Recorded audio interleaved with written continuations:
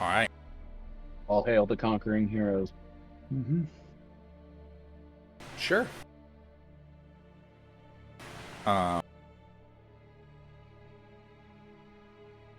Javid, could you give us a recap from last? Alrighty. Let's see. When we started, we had just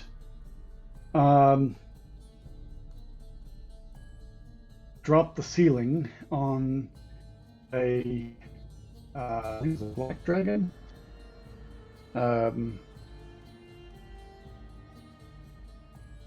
Full adult Anyway. black dragon. Yeah, big scary dragon, and Azrael saved the day by grabbing the trigger from the lead engineer, who moments later got himself stomped. So we were running back to the city, and the surviving sappers blew the tunnel at each of the junctions as we passed them, the ones that they had mined, and let's see, avoided one war party that had draconic beasts of burdens and were hauling carts of siege material. Then came across what appeared to be a little military outpost where the Estranian army had set up some scouts and things. We had a tricky time with that. They didn't have as many exploding draconians this time, but they did have somebody who cast darkness and made that battle a bit of a mess. In the meanwhile, Onyx and Snow with Mr. Prince were introduced to what's the name of Diranoth? Adiranoth.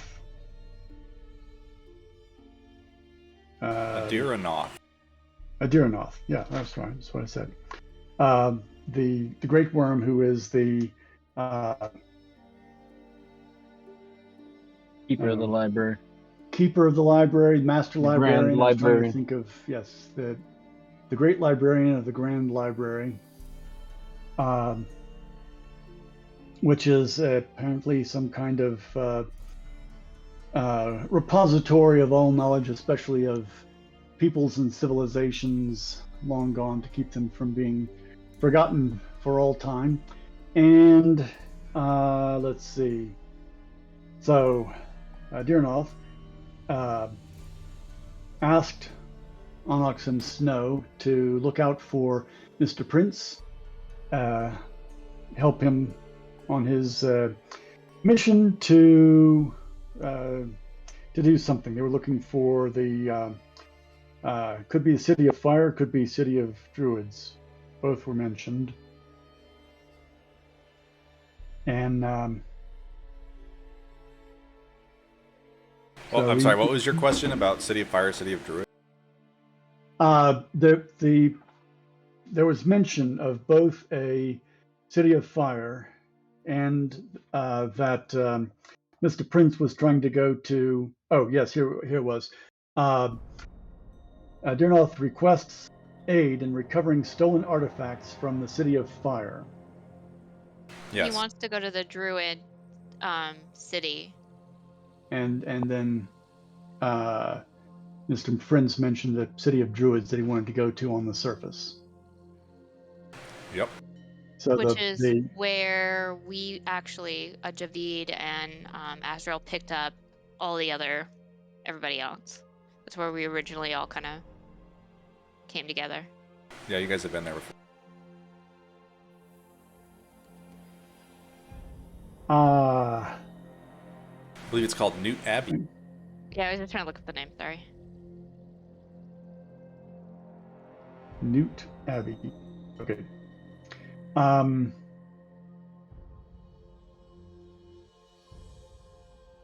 Let's see.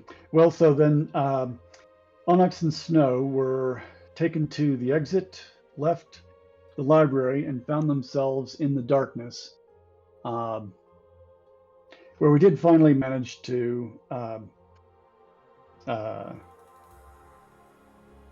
destroy the military, this squad at this little outpost. And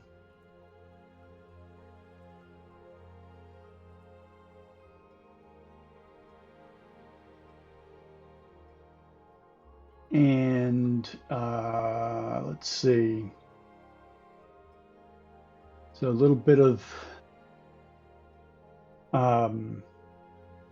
discussion about what they learned, and then we started heading back to the city with I think it's 3 surviving dwarves. It was 2. We only had 2. Is it only 2 left? Yeah, it's only 2 now. Yeah, some of them got inexplicably killed. Well, there's a pretty good explanation for it. They,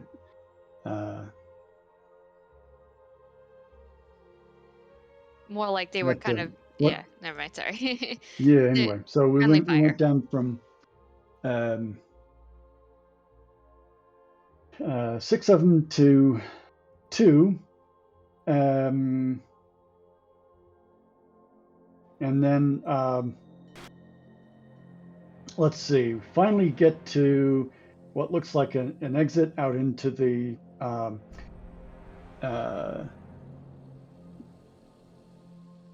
a cavern that led to the grand cavern inside the mountain that Torevir Deep is in, and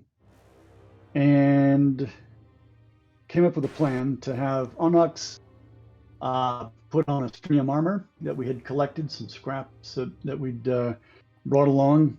Azrael and Javid would disguise themselves as draconian soldiers, and then the rest would go back in the satchel, where fortunately Mr. Prince was a willing host, received them in his little sitting room. I don't think he offered them any martinis, but was otherwise congenial.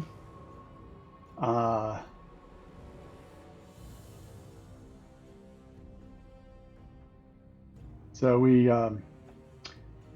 scrambled down, came upon the soldiers who were setting up their siege station, whatever it was, and through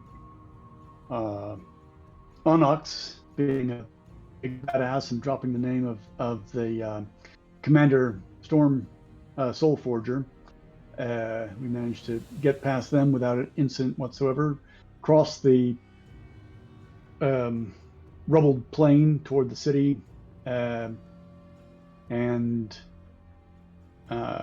greeted the guards at the city gate or whatever it was, and managed not to get ourselves killed.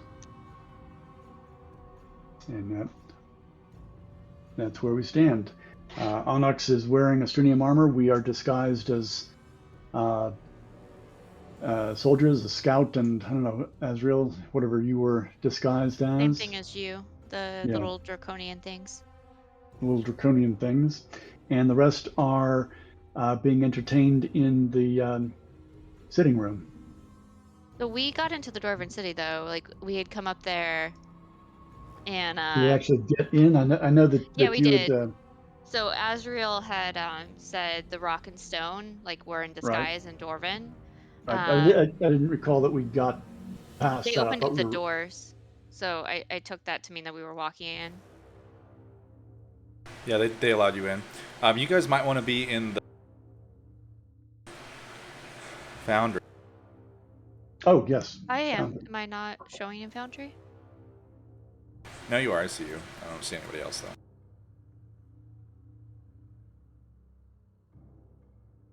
My computer so it's just my phone. I have a charger on order. It's coming. How did he take your charger exactly? Did this get accidentally packed? Or did he think it was his? So they actually made him work all the way time here. So fucking Springfield. Anyway, so he forgot his computer, so he was using mine the whole time, and he thought it was his by the end of it. So he was packing it, and I was like, "Hey, that's mine, bud." He's like, "I was like, "Uh-huh," and he unpacked it, but he forgot to so now my charge. He did it out of spite. Yeah, I feel like that might have been less than an accident. No, it was like midnight, and he was flying out the next day. He just forgot. So, yeah. We're all just yelling. But, yeah, so the new one is on order, and it should be here next week. Perfect. Should I be looking at a black screen for Foundry? Is it black? It's full Yes. black for me, yeah. And I noticed I do not have any tokens on the screen. Oh, goddamn. Do I need to put a token? We need to back out again. No, I need to tell that it's supposed to just have unlimited vision. Got it. There we go. Is that Torevir Deep? Yeah. That's my crappy little map that I made really fast. Oh, it works.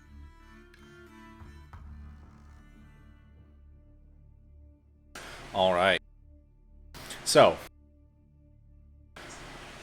your party, the three, two Draconians and Onyx wearing Austranium armor, are very suspiciously allowed within the gates. The gates kind of slam shut behind you, and a large party of dwarven guards kind of surrounds you. Their weapons aren't pointed directly at you, but they are exceptionally suspicious.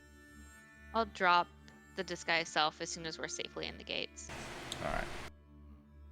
Same. They kind of, looking at the two of you who have dropped your disguises as enemies of the city, a large number of them are kind of looking very suspiciously at Onyx. I'll help Onyx take the armor off. Alright. And I'll say in Norman, like, no, it was just a disguise. That's how he got past. He's with us. The dwarves kind of grumble, and you can tell that they're starting to ease up. You guys have only been here for maybe a minute or two when a large party of dwarves arrives. All of them in like the heavy dwarven plate mail, spears, and thick metal shields. And at their head is the familiar Earth Genasi who you have previously met, Lord Richterite. Okay. Oh, good. I was going to ask for him. Strides out through the crowd to the head and is like, welcome back. I assume your mission has been successful now that you have returned to us. Very Yes. clever thinking with these disguises. We need to report back to you about your sapper team. Their mission, as far as we know it, was successful. Dropped the ceiling on a large adult black dragon at one of them, and then closed off a couple of other. And unfortunately, most of the away team perished. We do have a couple of survivors in the bag. That is... I'm sorry. In the bag. It's a portal. That's how they hid. Yeah, They'll come out at some point. We'll probably figure out how to get them back along with the rest of our team. It's a body bag. We also have news for you. So there's a legion coming here. I'm sure you're aware of that, but they're definitely coming here. So about 5,000? No, few hundred. No, 5,000. Yeah, that's what my notes say. Mm-hmm. Yeah. So they've been waiting for more to join. They have some fire giants, but they're about 5,000. There's a couple of scouting parties up ahead of them, but the bulk of the force is on their way here. That is, I appreciate your giving us this information. If you would like to follow me, I will lead you back to our lower city headquarters. And he just kind of turns and gestures for you to follow him. The dwarven soldiers kind of shuffle in behind.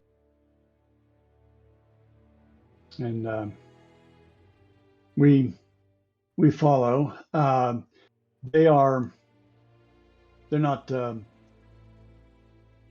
flanking us and treating us with the same suspicion as before, or No. Okay.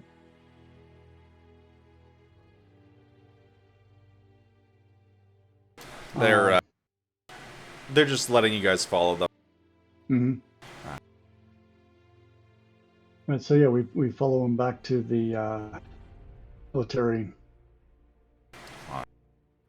outpost station. They lead you guys up a couple of levels through the tight little dwarven staircases, through the narrow streets and stone passageway, before you guys arrive at what appears to be kind of like a large house of sorts, but it's been barricaded in. Like all the windows are sealed, the doors have guards flanking either side, and he just kind of strides right up the front. The dwarves who were following you guys turn off to the right and kind of head off towards what you can tell is sort of a barracks building next door. Lord Richterite enters with just his little personal guard following him. As the three of you stride inside, you can see that it is a comfortable little dwarven home that was probably owned by a rather wealthy citizen, but it is now kind of dirty and cluttered. There's a whole bunch of soldiers here in armor. You can see they've taken off breastplates and stuff and draped them over furniture. They're relaxing, looking at battle plans and logistics information here and there. As you enter,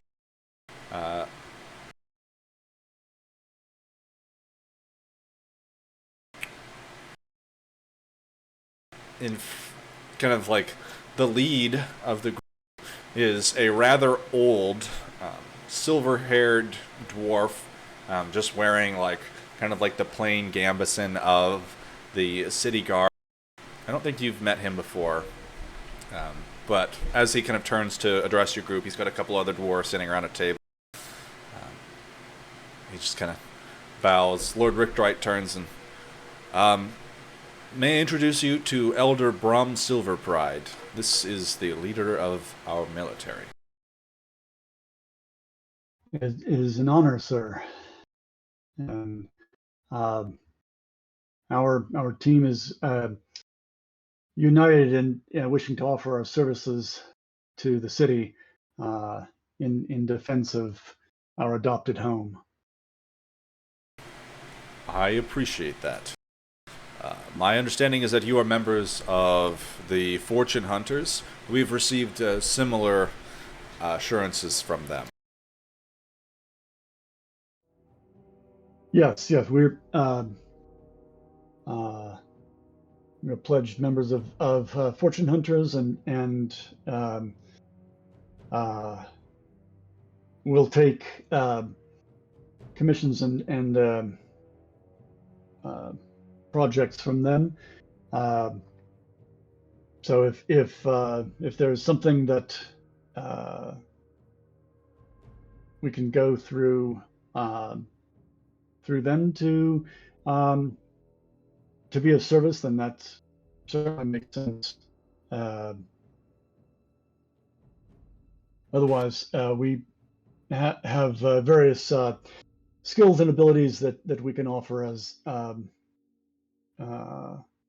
offer up in terms of assisting in the defense of the city. I myself am a former member of the Marquesian militia, and have some skills in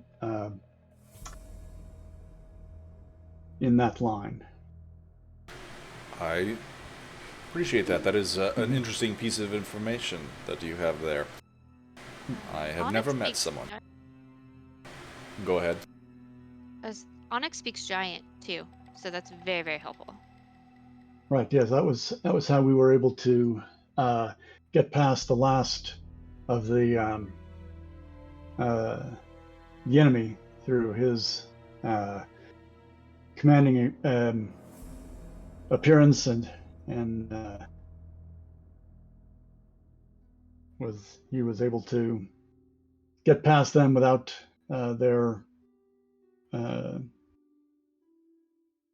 uh, stopping us or detaining us in any way.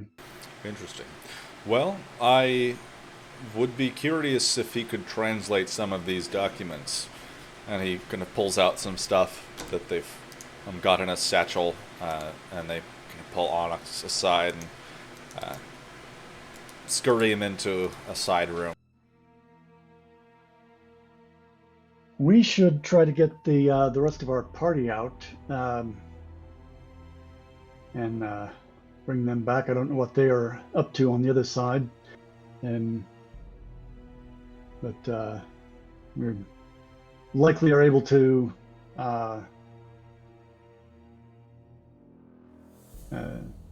do more.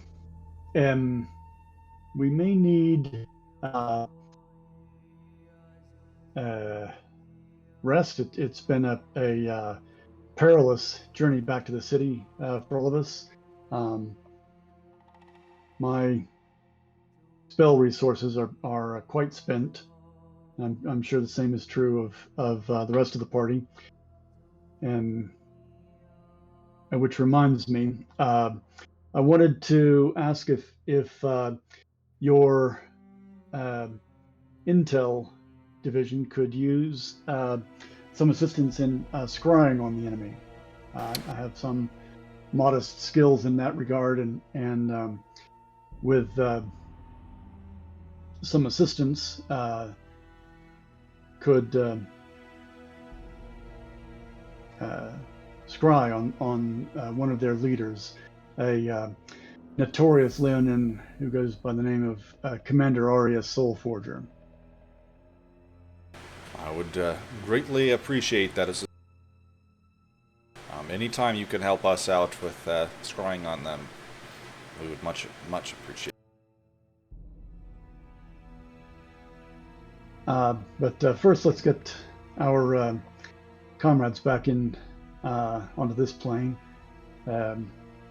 Unless they're having a good time partying and whatnot over there, and they don't want to come back. Azrael, you've got the satchel.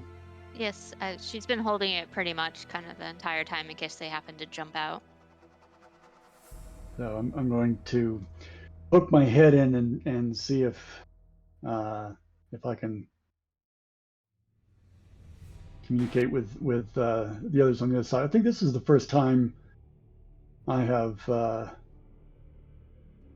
stuck my head in, so I don't know what to expect. Looking inside, you would see a cozy circular room. On one side is a large ornate door. On the other is just an open archway behind which you can see stacks of books. Around the room on the walls is a large set of bookcases, underneath which is these like comfortable ottomans. In the room, you would probably be able to see the other members of your party.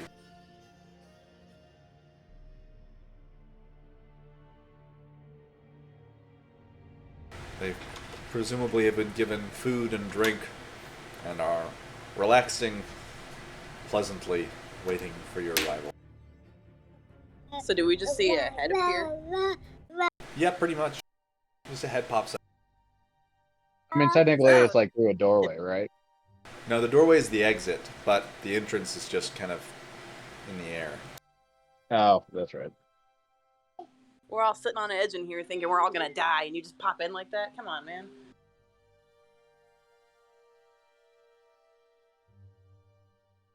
Onyx and I are just over in the corner in one of the alcoves just drinking wine. Onyx has departed from your party. I think the only other person in there with you Oh would be yeah, no, Dimitar. sorry. Yeah. Also, the two Keeping her- soldiers, the Dwarven soldiers. They are not there. Oh, that's right. You guys threw them in the freaking desert. Does someone want to go get them because they need to be alive? Alive, just thirsty.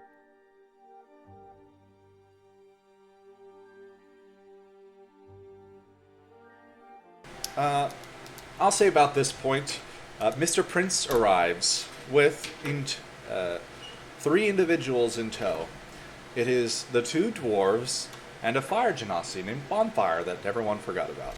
No, I actually did remember him. However, I assumed he died in one of the mini, things that killed the dwarves, because No, last I remember... Briar specifically grabbed him and flew out of from the dragon. Yes. I did remember, I just assumed you killed him. No, he's still around. I just forgot about it. Okay. That's why you didn't kill him. Yeah. He didn't die because I forgot about him. So lucky him, he gets to survive. Yeah, Briar protected him the whole time. For one more with that. session. Yeah, Briar would totally protect the prisoner of war, right? Oh yeah, she's. 100. Oh yeah. Oh yeah, sorry, go ahead. So used to talking for you. Forgetting who's on. Go ahead. As you guys see them kind of bring the 3 of them out, the 2 dwarves and the fire genasi, they're all blindfolded, similar to how you guys had traversed the library. The 2 dwarves are heavily sunburned. You can see their faces, above their beards, are pink and burned.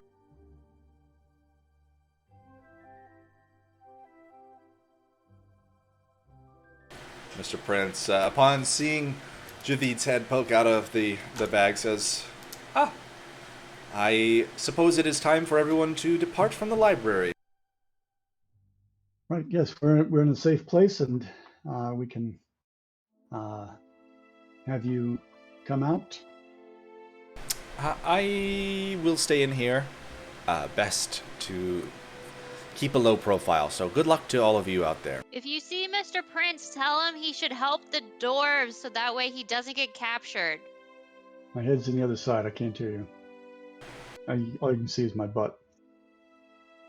Can I poke my head in? Just next to Javid. Sure. It's kind of a large bag. It's big enough for 2 heads. If anybody wants to help the dwarves, aka Mr. Prince, hi, I see you. Help the dwarves because they're going to stop the people who were after you. And then I take my head back out.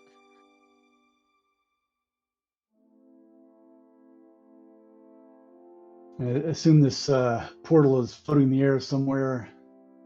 I can reach through and give a hand up to. We just have to walk through the door. Yeah. Oh, okay. We can't go out that way. We've already tried. Yeah, it doesn't let you go out that.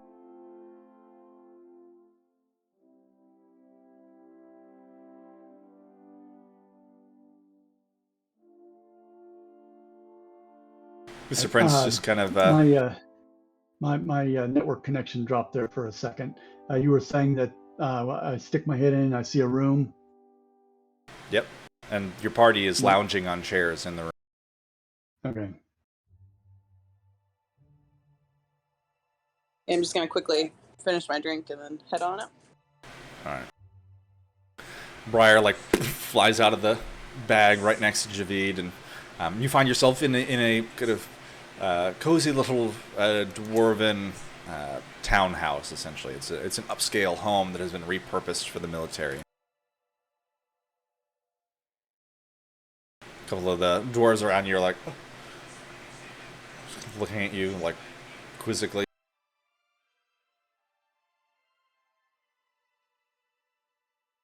All right. So I will update Snow, Briar, and Demetari about what our situation is, where we are.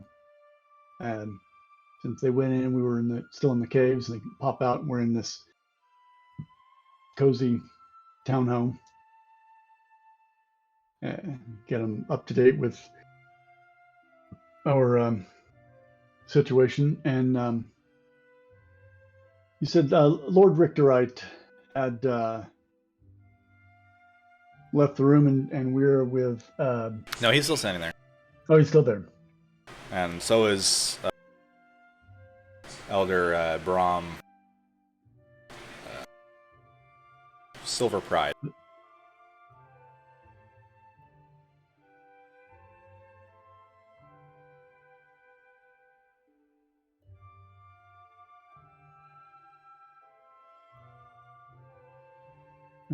So, yeah, go ahead.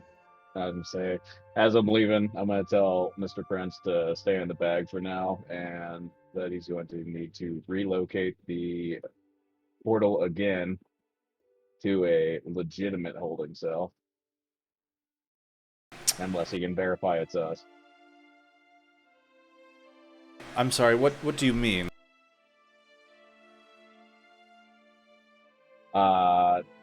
Having the exits for the portal go into a contained room that is secured.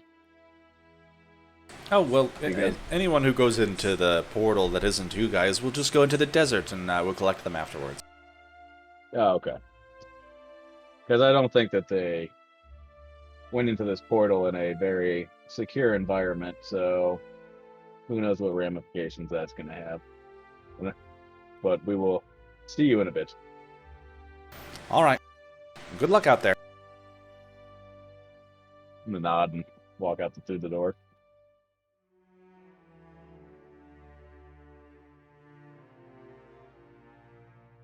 All right, you find yourself within the dwarven house. Dimitar would probably follow suit just right after that, along with the two dwarves and the manacled Fire Genasi soldier. Although I do want to note, Demetari would have had a very long conversation about why she should be able to read the books. Mr. Prince would have he would have let her have some of the books, but nothing from the higher security portion of the library. The lower security stuff is like, like random memoirs from people, like bardic songs, that kind of thing. And she also would have had an interrogation of not Mr. Prince, but the boss, about, whether or not they tried to brainwash. Well, maybe she probably wasn't as confrontational, but she'd want to know more details about the deal that was made, what exactly we're getting out of it, that kind of stuff. You guys would not have been able to speak to Adirnoth, but Mr. Prince could have elaborated on it. Okay. They are essentially more than welcome to work for Mr. Prince and Adirnoth for as long as they wish, and that in exchange for completing tasks for Adirnoth and Mr. Prince, they get access to magic items and other books and whatnot. Mr. Prince still refuses to fight for the dwarves. In a direct fashion, he would probably not, but he might be able to help by giving you guys something that could assist the battle. Ooh, that sounds good. What's he have? I don't know, he's going to look around in his stuff. You gotta check back with him later. Okay, so we need to come back and get magic items? You'll probably have to ask. Okay, should I make a list and then give it to him? Sure, you can ask for stuff. If he has it, he'll give it to you. Let me check my list. I'll be back to you in a minute. Uh-huh. The manacled... Amazon wish list of magical items. Yeah, basically. I actually do have a wish list of magic items that I want for Azrael, but there's also one for like other people, I think, too, that Lindell made a long time ago. The kind of like standing up from the floor, the fire genasi like pulls his blindfold off and he's like, uh-oh. And you see one of the dwarves like grabs him by the shoulder and is like, oh, you're coming with us. And they just start like dragging him off into the corner. Don't kill him. We promised him that he would stay alive. He's very informative. Ask whatever you want. Lord Richterite kind of echoes you, don't kill him. And the two dwarves grumble and drag him out of the room. I want to say we promised we wouldn't kill. I believe the promise was that he would end up in a dwarven prison. We never said he wouldn't die there.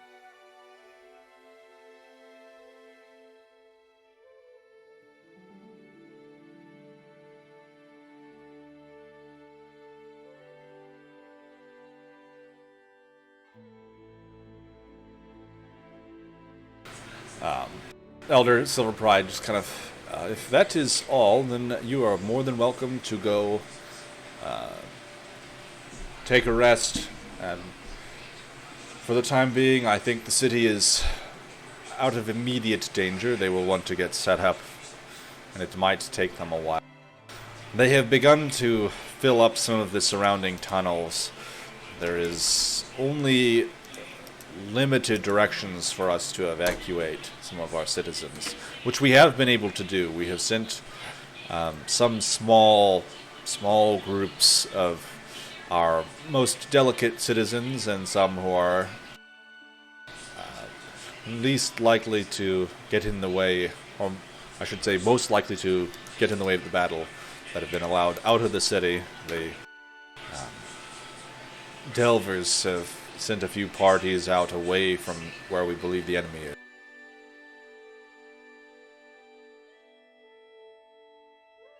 So now there's even more refugees outside? Say again. So now there's even more refugees outside? Well, yes, we've taken some measures to send them out of the city and clear of the direct fight. We had assumed when we took them in that the city would at least be safe behind our mountain and our gates. This is not the case. It is an unfortunate turn of events that we did not foresee. Is it known how they were able to infiltrate the mountain in such large numbers? It is not. We have yet to discover exactly how they got into the tunnels surrounding the city. I think everyone was assuming that they would try to come into the top gate. I'm sure I don't have to tell you it was unexpected that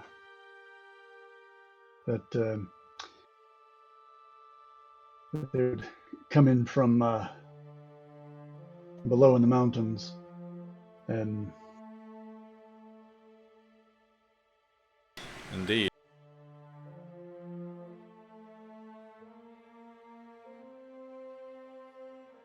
speaking of gathering intelligence, I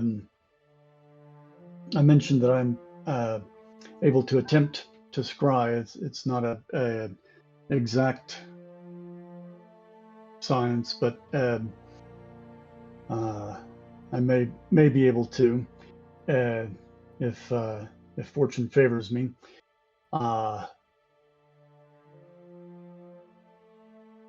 It would be helpful if in my attempt I have with me someone who is able to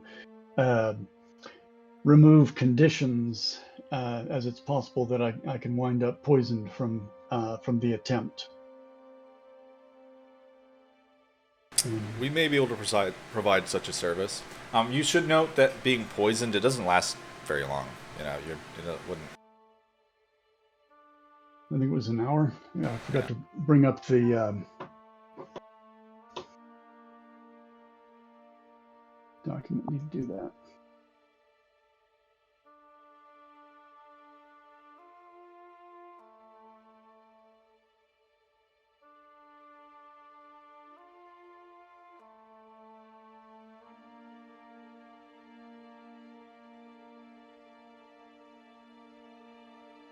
Hold on, I gotta check this.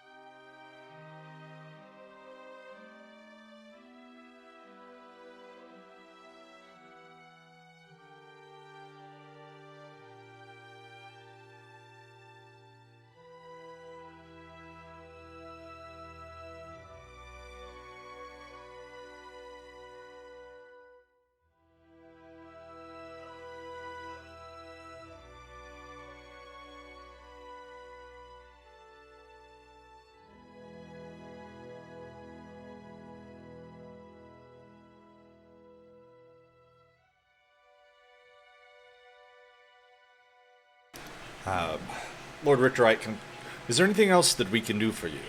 Any other information you can provide for us?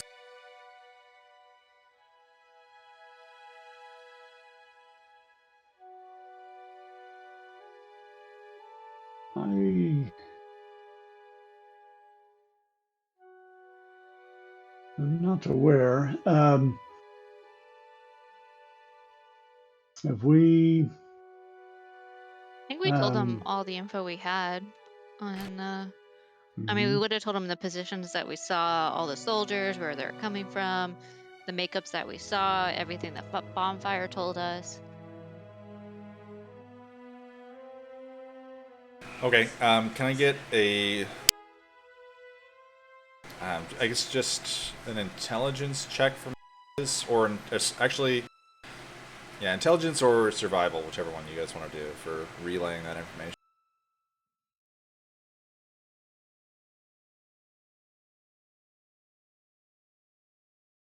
You said intelligence or what? Survival. Azrael is not the best at, like, recalling and describing information, apparently.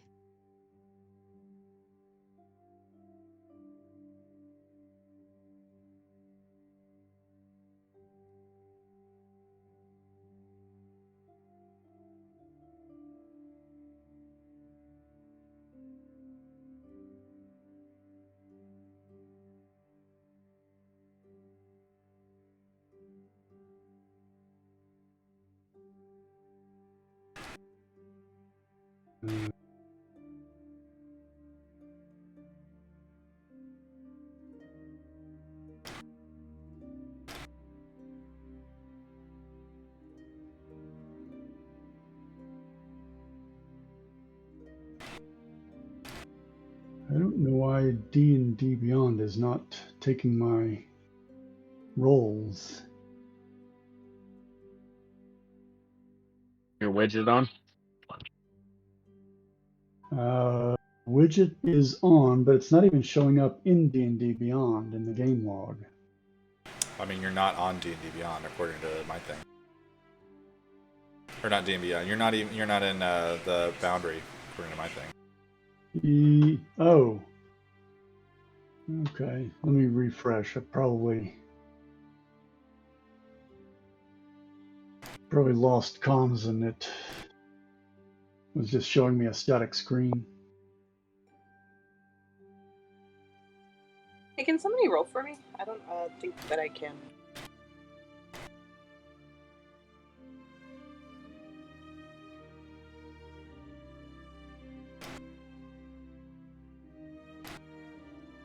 Yeah. Oh, You rolled all a kinds 22, of things have happened. or you had a 22 survival, so you apparently are quite well at describing what you heard. Yeah, just like, oh, and then this, and oh my god, did you know this? And whoa, man, that's crazy. Wasn't that crazy? You're over there just like, oh yeah, that did happen. I guess I should tell him about that. That kind of sounds important. Yeah, you're right. Anyway, Liam, I've been putting magic items in there. Just, I don't know, pick some magic items. Uh-huh.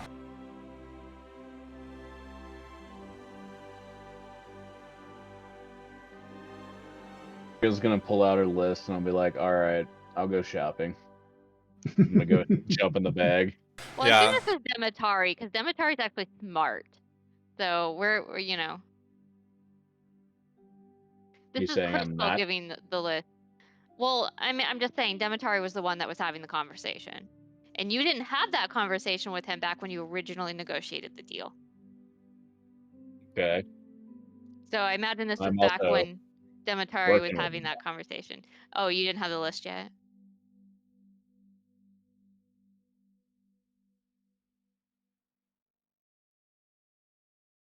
Is this Demetari's list?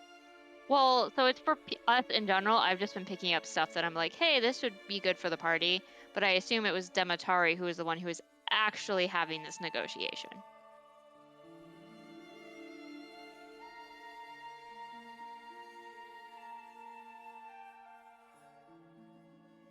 He's smart enough to know what's good for the party.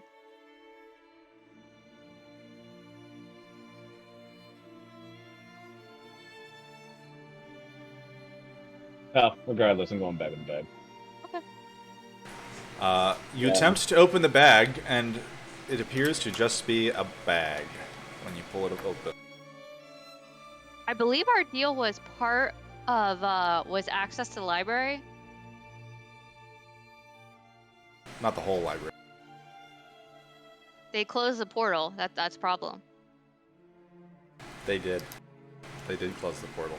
The magic item that would have happened, that whole this is what I want, that would have happened before she left, probably. Yeah, they're. You would have told Mr. Prince all of the magic items that Demetari requests, and Mr. Prince would have said to get right on it, and then shuffled you guys out of the bag. Yeah, see, this is not how like negotiations and friendships work. Like I'm feeling like, you know, Mr. Prince is trying to get one over on us. So now it's just gonna get super aggravated. See, this is why you don't fuck with business transactions that are in progress. Oh, I don't know. It couldn't be that he's now he's safe and decided that he no longer wants to negotiate with us. As you guys are kind of realizing that you can no longer get back into the bag, you note that the two dwarves are like getting kind of like carried out of the building. They've got like medics attending to them essentially. One of the dwarves in Dwarvish, he's like, "I'm telling you, there's a big ass library in there. I'm not crazy." And the other one's like, "Okay, Grandpa, let's get you to bed." Can I hear what's being said right now? Oh yeah, he's shouting it on his way So out. we I'll we shout all it like, hear this. I'm just gonna like do you glare. speak Dwarven? Yeah. I'm gonna say, no, there really is a library. I'm just gonna glare at her. And you're saying this in Dwarven? Yeah, this isn't Dwarven. Dwarvish? I'm trying to think who actually speaks Dwarven. I do. Snow does. Does anyone else? You? Dwarvish is only Azrael and Snow. Okay.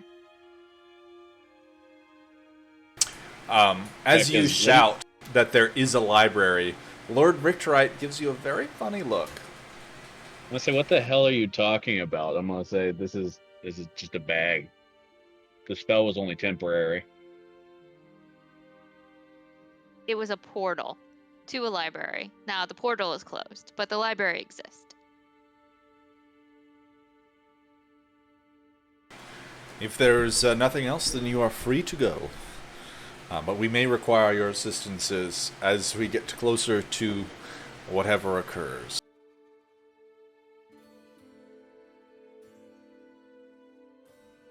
Then she would have had to So- take the bag off for us to get in and out. I'm gonna shoulder the bag. I've been holding it open, so it's kind of like in my hands open.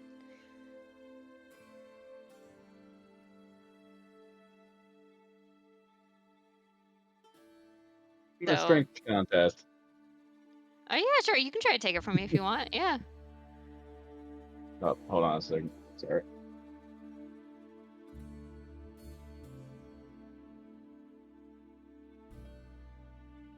Fuck, I don't want to deal with in-laws.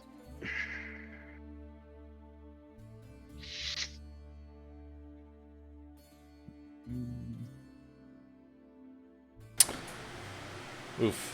Just barely able to wrestle the bag free of her grasp. I said making decisions for the good of the party, huh? As I shoulder the bag and walk away. Azrael always does everything good for the party. She's probably the least like selfish person out of this entire party. She'll curse at you and Dorvin. Only you understand that she called you some very mean things. The dwarves definitely understand. Yeah, they do. The rest of the party has no idea. Yeah, they're probably in laughing.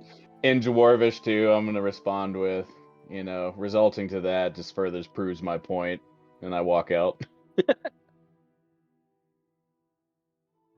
Gotta love that negative charisma.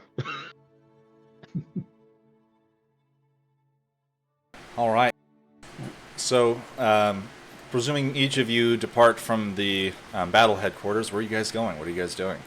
I would say you guys have a fair bit of downtime before anything important occurs. So, what do you guys want to do for about 7 days? Damn, we got a week. Oh, wow. Okay. Well, I know Onyx wanted to do some health potions, and Azrael could help him with that. Okay. So that way we can have some more. So, he would be crafting real potions of health. Yeah. Hold on, I lost my down.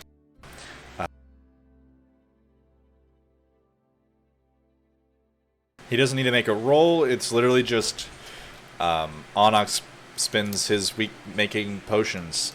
So he could choose. He can either make 1 greater healing potion or 7 potions of healing. Probably 7 potions of healing, right? Because that way we can use them as get people up off the ground. That would cost him 175 gold pieces. So The party fund. We can take that out of the party fund. sure, mark it down. So how much was it? 175 you said? 175. Yep. All right, I'll take it out because it's basically for the good of the party.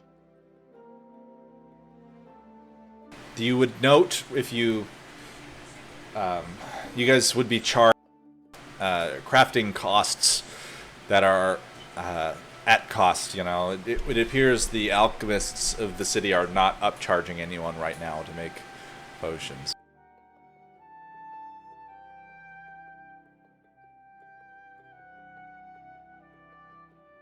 And then I think Demetari said she wanted the necklace. Sure. So you guys, she paid for the necklaces to be constructed. She did not pay for them to be enchanted, which is a point of order. It would be fairly expensive to get them enchanted. Who is going to visit the procurer's order? Well, how much would it cost to get them enchanted? They never gave you a price, but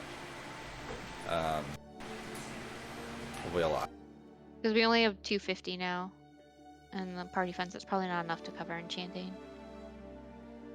I'd go with her. What are they gonna quote us?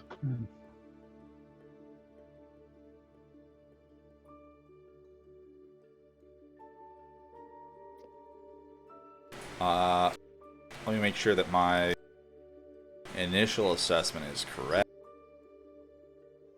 Reneging on the deal. Got it. Negotiations again. They're going to quote you about 300 gold per necklace. Yeah. Right. So, 1,800 gold for all 6.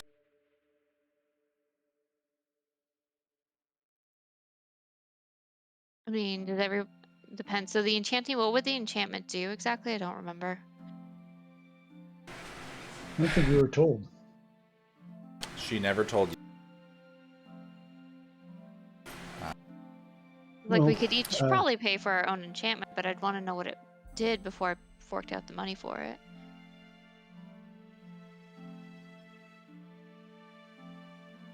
It's actually a mind control thing. As soon as we put them on, we're her slaves. The amulets, you can use them as a bonus action to heal 4d4 plus 6, and after you use this way, you cannot use it until you complete a long rest. Oh, hell yeah. I would pay Yeah. for that. Yeah, I'll fork out the 300 gold for mine. What was that again? 1d4 of health? Or what'd you That's say? super dope. What a gift. What magic item is that called? It's just something I made up. It's based on the drunk. The drunkard thing? Yeah, it was like I sounded familiar. I just want to be able to add it to my character sheet just so I know I have it. What are the roll stats? It heals 4d4 plus 6 as a bonus action. After you use it, you cannot use it until you complete a long rest. That's 300 gold for each person to have their necklace that way. Yep. All right, And I that's will. Oh, go ahead. Sorry. Sorry, is that targeting self or targeting anybody, and what's the That's range? only yourself. Okay, got it. So I'm gonna fork out the 300. I'll take it Hell off my sheet. yeah. And All add right. it. Well, I will say, who is going to the procurer's order to collect them? So be Demetari for sure. And I go with her. Okay. No. All right. So, because I wrote something for this. As you approach the procurer's order, on the outside of the door is a note hastily scratched into it that says, "For any future business inquiries, please contact us at our offices in Thalassa." As you enter through the door, you find the place is completely empty. There are no shelves, no desks, nothing. It has just this, 20-foot high, 30-foot long room that's just wooden floors and a ceiling. In the center of the room, you see Intra placing the last couple of things into his bag. He kind of turns towards you. Sorry, we're closed.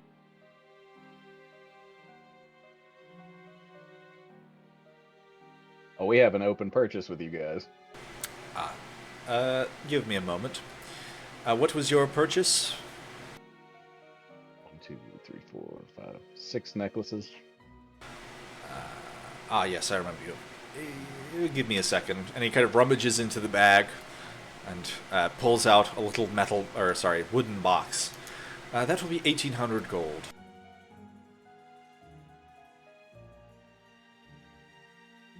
Did we know about this cost up front? Or are we saying that everyone chipped in? Yeah, I feel like she would have known about the cost and said, because I can't remember. Did she say it was a secret, or did she say she told Onyx, who then probably promptly told everybody else? She kept it a secret. But she probably would have been able to tell you guys that she was enchanting them and it would have cost this much. Yeah, okay. Sure, we could have all have chipped in. He hands over the wooden box. If that will be all, then farewell. Best of luck staying in this city. And he turns and kind of mutters a word, twists his wrist, and then this portal flares into view in front of him. And he lifts up the bag and strides through it, and then closes behind him.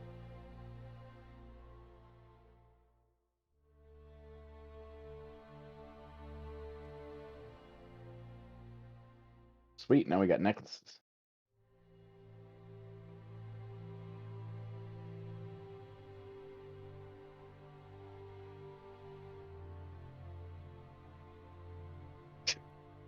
Put all 6 on. Be invincible.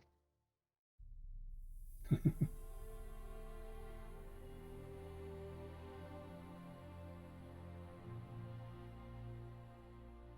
don't think you could do that, but I don't know if there's anything in the rules that says specifically why. Sure says things don't stack. Put them all on. Look like Flavor Flav. Oh yeah, no, it doesn't stack, but every bonus action, you have 6 bonus actions of healing before you need to recharge them all. I don't think it would work like that. Why not? Do you 4d4 plus want- 6 every bonus action. Do you want me to say they require attunement? Because I'll do it. Please don't. I only have 2 attunement slots right now. Yeah, I that's already what I have thought. 1. Alright. As you guys are traveling through the city, it is... it has a very distinct kind of dour mood. People aren't as... The streets are a little bit quiet. Things are a lot more... almost like cramped is what it feels like. The city's kind of like compressed in on itself. Can I get a perception check from one of you guys? Anyone, just whoever's walking through the city looking at stuff.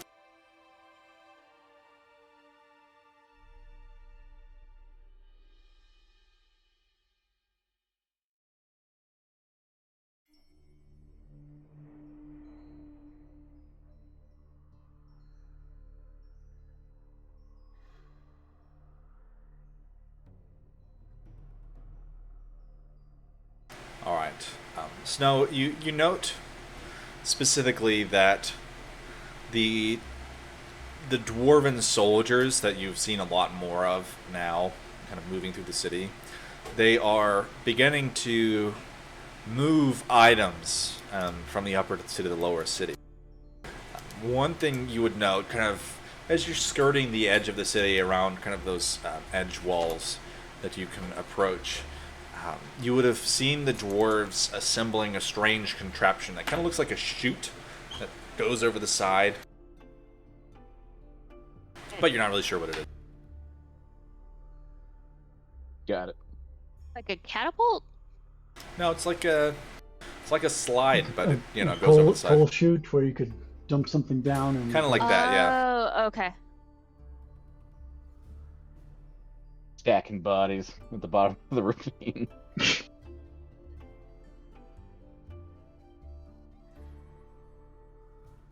What are the rest of you guys doing?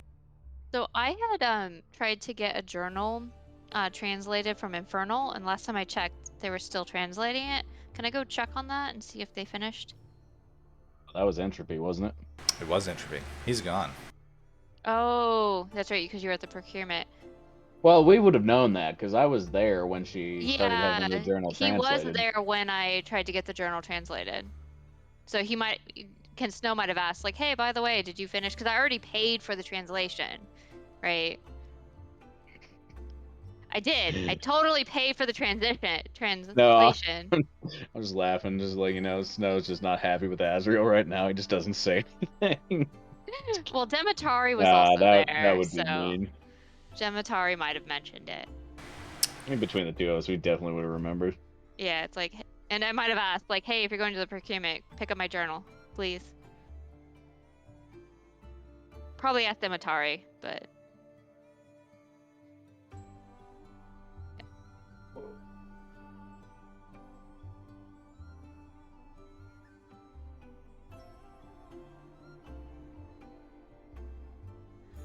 Hold on, I gotta find it in my notes.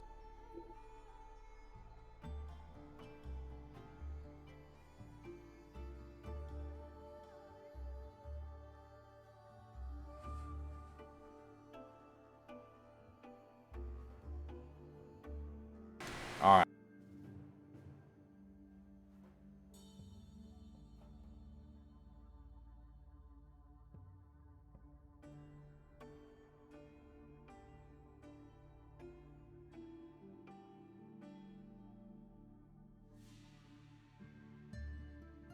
I'll be back in just a second.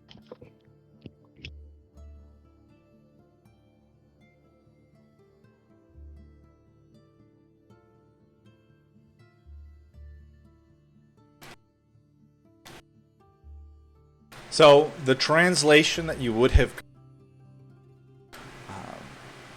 it mostly details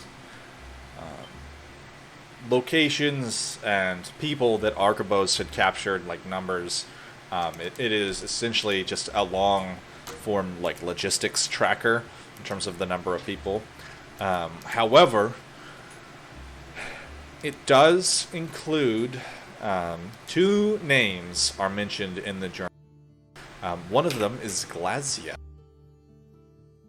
and the other one is Arvina. Arvina is mentioned in the context of the last. Do either of those trigger anything for me? As in, like, knowledge? go ahead and give a I don't know, history check.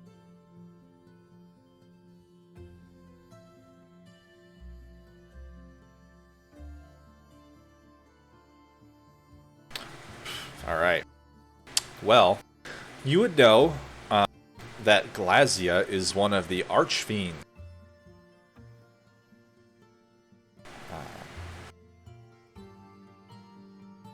She is the daughter of Asmodeus and the Princess of the Nine Hells, Lord of Malbol, the sixth layer of the Nine Hells. It is the prison of the Nine Hells. Arvina of Thalassa, you would recognize as probably kind of just like randomly off the top of your head, you recognize it as the name of one of the royal families from Thalassa. But it is not the exact line of the current Empress and her family. It is one of the, like, I don't know, ducal line. Like second cousin, third removed, kind of way off over here. Yeah, something like that.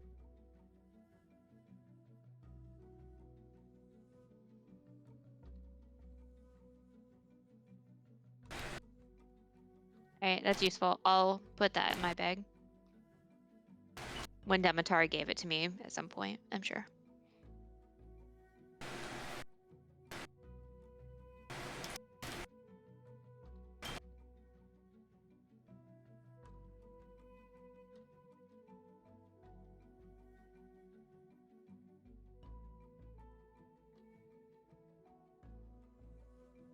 So, Azrael would like to go hunting at some point. You know, her normal, usual nighttime activities, well, maybe daytime too. Of, you know, looking for Wicked in the city and eating them. I'm going to count that as crime. This, I consider it vigilante. It's not quite crime. It's Is it more crime? Vigilantes like are considered criminals. I don't know about that. It morally, it's not crime. It's more of like rough Yeah, justice. kind of is. You're not giving them a trial. I mean, they're Just wicked. because Commissioner Gordon didn't track down Batman to arrest him didn't mean that they weren't looking for him. So I will say that, I mean, I'm just going to have you use the crime Okay. downtime thing just because it kind of fits the mold for this. You spend a week, you look for potential targets, and then make a series of checks. What kind of criminals are you looking for? Are you just like pickpockets, cut purses? Murderers. Yeah, like the bad of the bad. People who commit like violent crime, like Okay. murder, rapist, you know, treason, you know, capital crimes. Okay. The ones who are using this situation to murder, pillage. Yeah, exactly. Like small pit pockets, you know, Check those who kites. actually, yeah. We're talking murderers here. That's more what she's after. All right.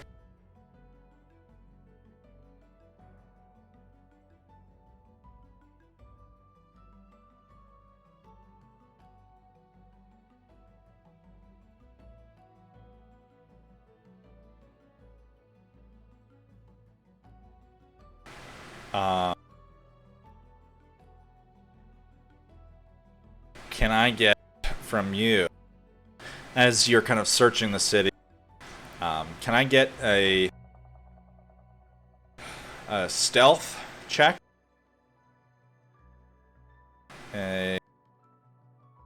I'll say an investigation check, and then an insight check.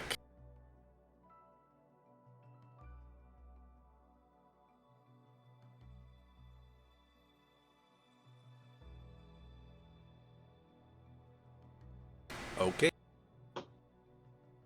Well, the DC was 20, so you got it.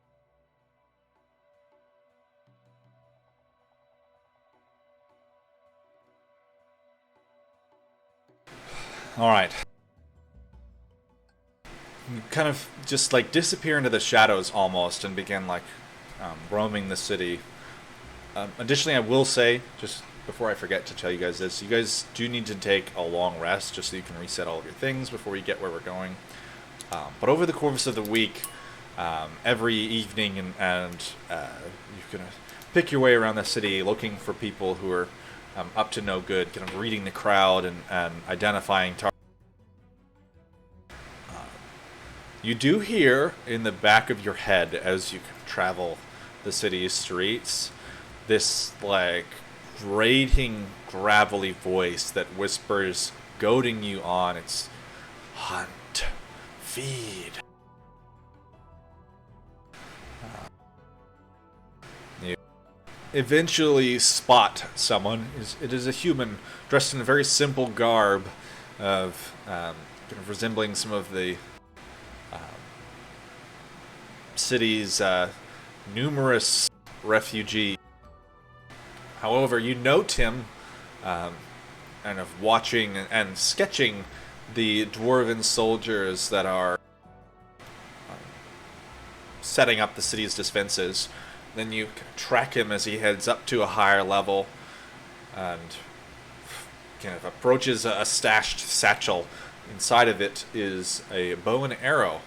And you watch as he affixes his sketchbook around the haft of the arrow, draws it back, ready to shoot it into the darkness beyond the city's edge, and you leap out on him, saying, "I am vengeance!"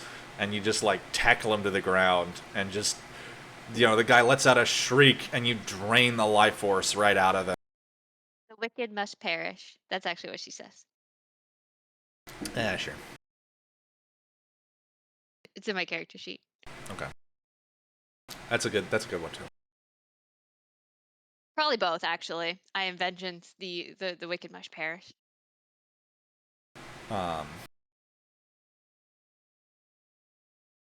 On his person, you would be able to find 22 gold pieces, some charcoal, food, a few other things, as well as 1 gold piece that you note is of minted in Austranium.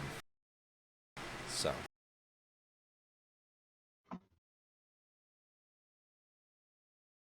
Awesome.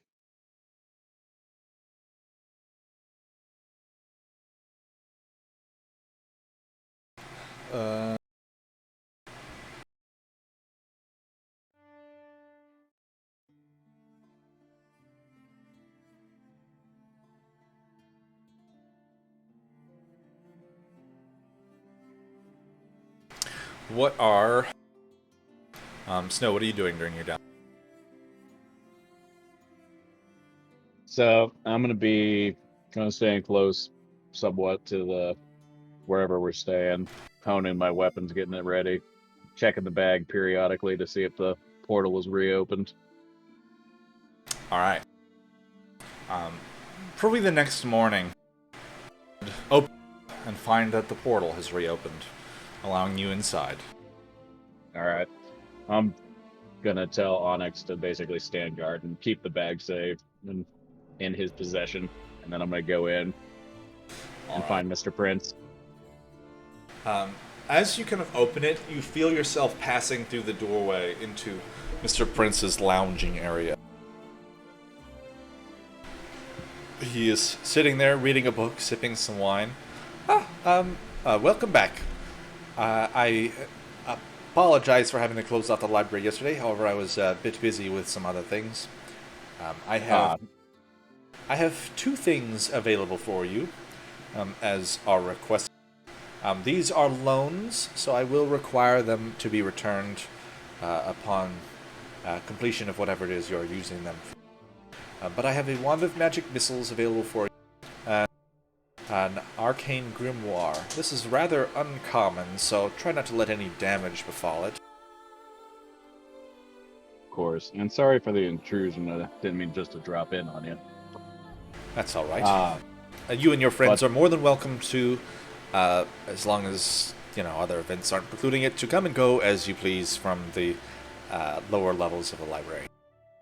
Wonderful. I actually have a request myself. I would like to see any books that you have on Astrinium battle strategies and siege strategies. If this is something that's available. I could allow you to search the library if you would like. If that's agreeable. Very well, you may search it. It would probably be in one of the lower sections, so you're free to do with it as you wish. Can I get an investigation check from you? This would be at... just be a straight roll. God damn it. I would ask any of the librarians that I find. I mean, I'm going to take a 20. Like, if we got a week, I'm going to take my time. Sure, if you're spending the whole week looking for it, absolutely. I would say you could roll with advantage, so go ahead and roll again. Okay.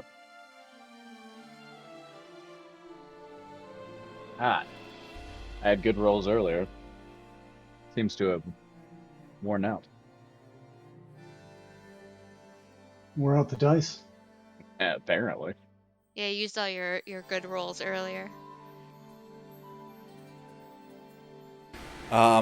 Unfortunately, what you would discover in the library is that, at the very least, any books that are relevant to Austranium are not relevant to this sort of thing, and certainly very out of date. Centuries and centuries ago. You're not able to find anything specific about their actual battle tech. Only that, for one author who was written about a couple hundred years ago, it was just a small, unassuming city of miners and craftsmen that kept to themselves, essentially. They were ruled by fire giants, and they didn't have any overly negative relationships with any of the other cities around them. I'd like to also amend what I'm looking for, because it was this small, unassuming country, and now it's this powerhouse that's seeking like global expansion. As to the period of which that kind of occurred. Well, I mean, you would know outside of the library that occurred really recently. Like, I think it was within the last 20 years that change occurred very distinctly. So they don't really collect current information. At least regarding this city, this library is not up to date. Got it. As far as you can tell. Right. Well, upon not being able to find that stuff, I'm going to convince Onyx to go with me and start looking for other sources of information. Not that I expect to find too many here. Onyx is pretty busy crafting Oh, he's potions. making his potions. Never mind.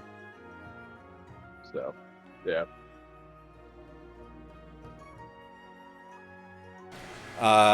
Is there anything else you wanted to look for in the library? I would say you probably gave up pretty quickly, within a day or two of searching. So you've got a few more days to search.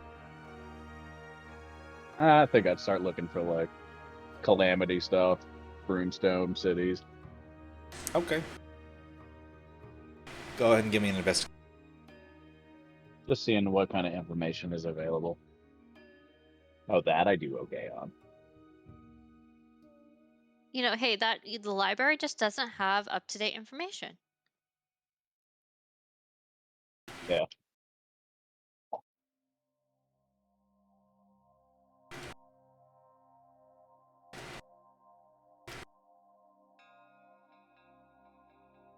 You find a book. You're not sure how old it is, as it uses a dating structure that is pre-calamity, and is therefore of an unknown age. But it is Aaronith's Studies on Magical Levitation. The book appears to detail his work specifically with what you're pretty sure he's referring to is Broomstone. How it can be activated remotely, It can, lift great quantities of weight. It can be controlled rather precisely, allowing for it to be affixed to essentially vessels and navigating them with a great degree of precision through the air. It is a rather interesting book on the novel uses of brimstone.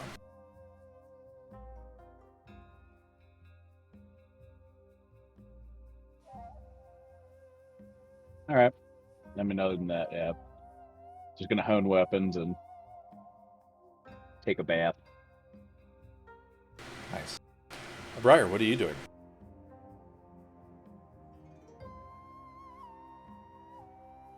I'm gonna look for a trainer for my dog.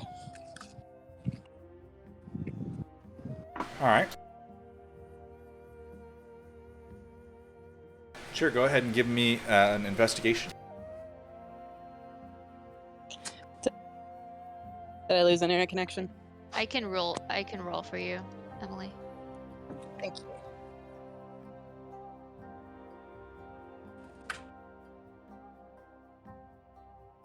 Not well, apparently. All right. What you are able to find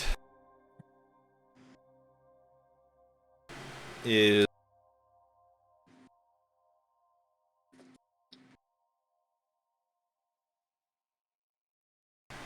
you do you do hear mention there is an individual who does train animals. However, in kind of like this strange the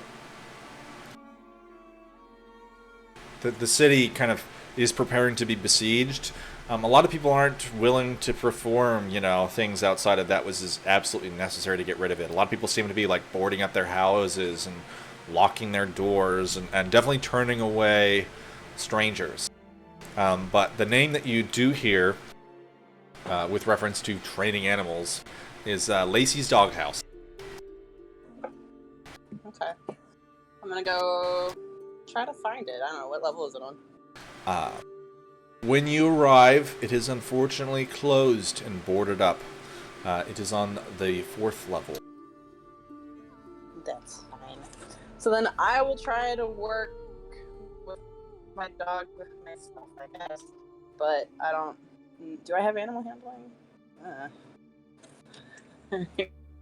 You do, actually. You have +4 to it. Hey! Alright. Cool. So I'll just attempt to work with my dog myself. I want to teach him basic things like, don't run away from me and hide in case of emergency and things like that. All right. Sure, go ahead and give me an animal handling check, and I'll say you can do it with advantage to kind of spend the week training puppy. Okay. All right. So you got a 15. You are able to spend a few days, very basic tricks, sit down, lay, roll over, shake, speak, all the basic stuff. Stay, come, all the good commands that matter with a very young dog. Drop it. Drop it. Yeah, that's a very important one that puppy is taught very quickly. Not very good at it. But you can tell after the end of your few days of training your dog that puppy seems to get the commands. He's definitely an intelligent animal and worthy of your time and effort well spent.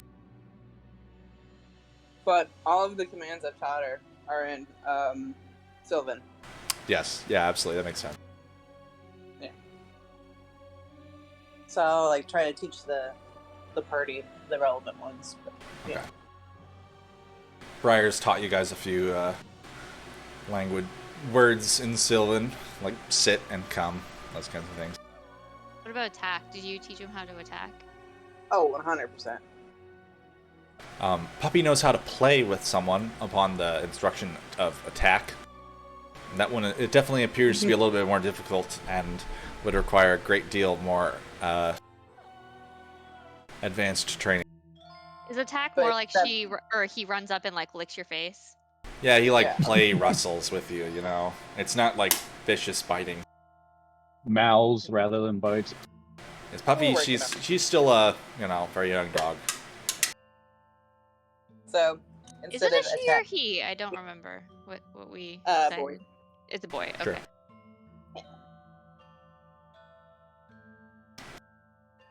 Yeah. So instead of attack, it's get him. In Sylvan, get him. Yep. All right, Javid, what are you doing?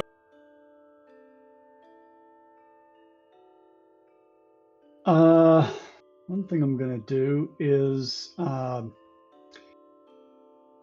find a jeweler who can trade one of my 1,000 GP jewels for 3 diamonds. I'm thinking that we may want to have a revivify in case somebody gets blasted so hard that a healing doesn't work.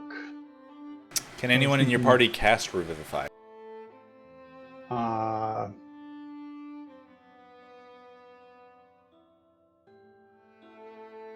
Negative, Ghost Rider.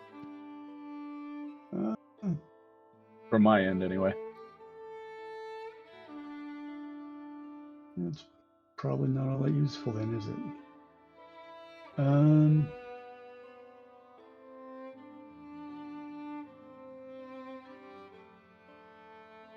Yeah, I don't think we've got anybody. Part of the reason why you guys have to place great focus on magical items and potions of healing, because your party's healing utility is very low. I have like 2 spell slots. You have 2, and that's about it, I think. Oh, and Demetari has her Wither and Bloom. That's all I think our healing consists of. We I can make- do either a 1st or 2nd level cure wounds, so that's I only have 1st level. That's all I got, something. and it's only healing word. Yeah. Yeah, I didn't think about this very thoroughly, so I need to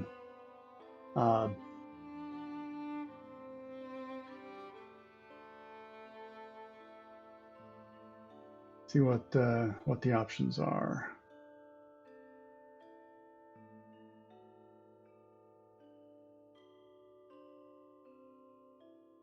You need the link to the thing, but it's more just like what would you do? Because you talked about scrying. Yes, Javid, would you like to attempt to scry? I Consume some Allure root? do want to do that. You have so much Allure root, you could scry like 7 times. And it doesn't all have to be on good old Commander or Soulforger. Right, that is the pressing one though. But yes, I do definitely need to try scrying, and I probably have an idea of what the dwarves think about Allure root. It is illegal here. Mm-hmm. All right, so I probably won't mention what I'm doing, how I'm doing it. Yeah, probably don't do that. Careful. Hey guys, I'm gonna consume an illegal drug. Never mind me as I sit here and hallucinate for a while. Because what was it? You're gonna spend the whole last week like whacked out of your mind.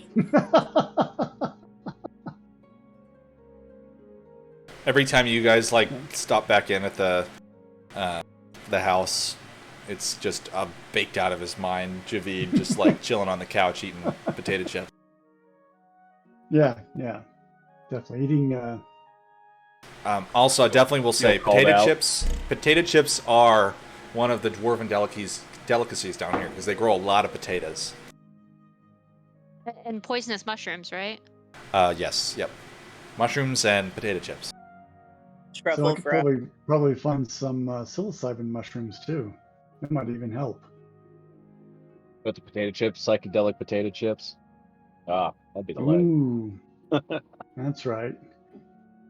Sprinkle some dried mushroom on them. Make a little seasoning salt.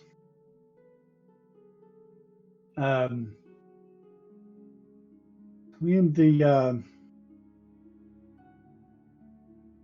I finally tracked down. I couldn't remember where you had put the rules for this, but for the Allure, but it was in the home brewery. Yep. Do you have a link for that?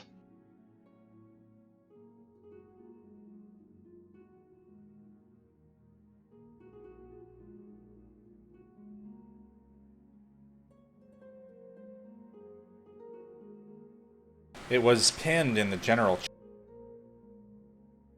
Oh, okay. And I probably couldn't find it because I forgot to look for home brewery and I was looking for Allure. Those are our full house rules.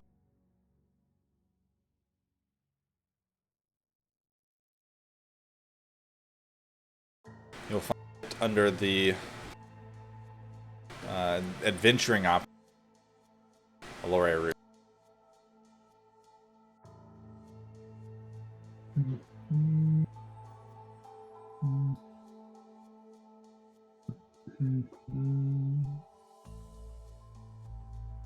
Here we are. Right. Okay. So I need to brew some tea. Yep. So can I get a wisdom check with your proficiency bonus?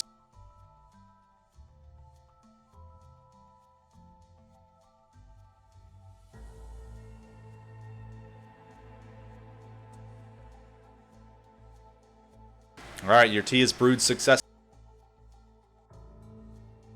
on a 2. Yeah. All right. And then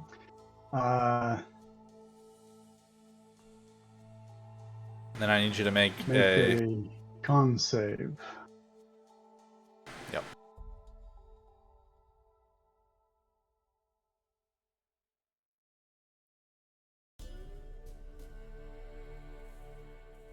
Alright. You successfully consume the Allure root. It is bitter but palatable. And unfortunately, your magical effects do not appear on this consumption. All right.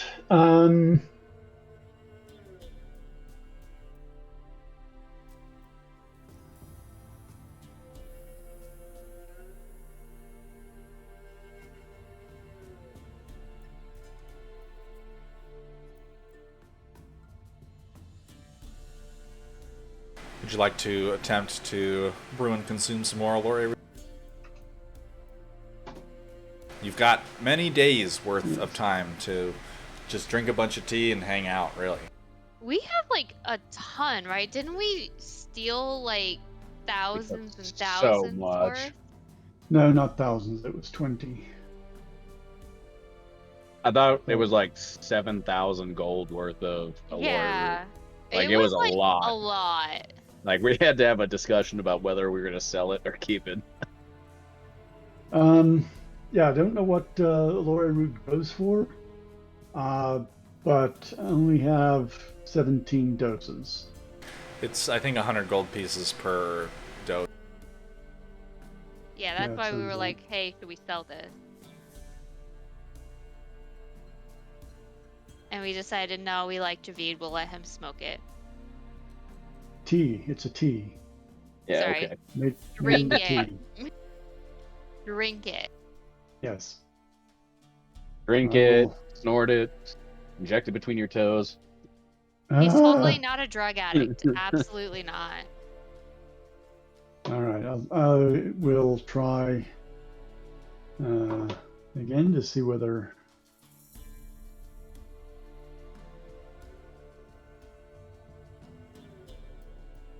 All right.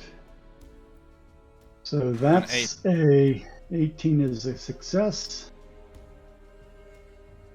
The success is a wide range. It is, isn't it? Oof. And then failed. I am Poisoned. poisoned. Feeling So sick. I'm gonna sit there and vomiting into a bucket for let's see.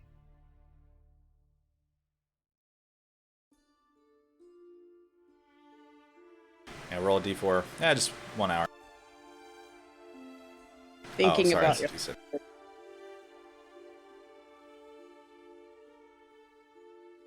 You would take 1d8 poison damage. The next time you take a nap, it'll go away.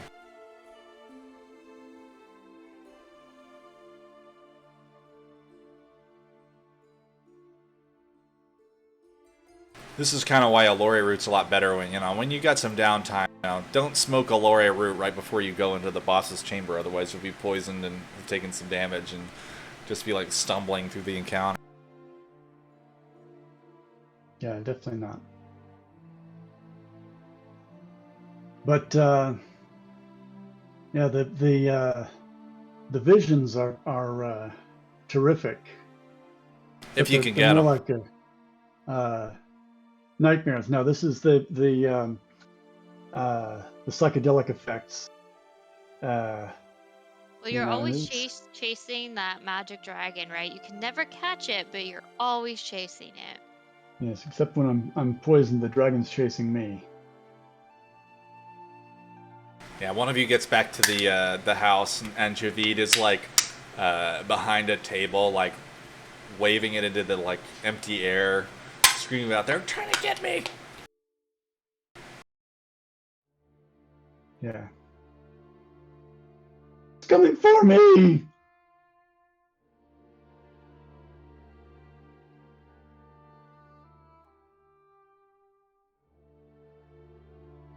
So we will try that.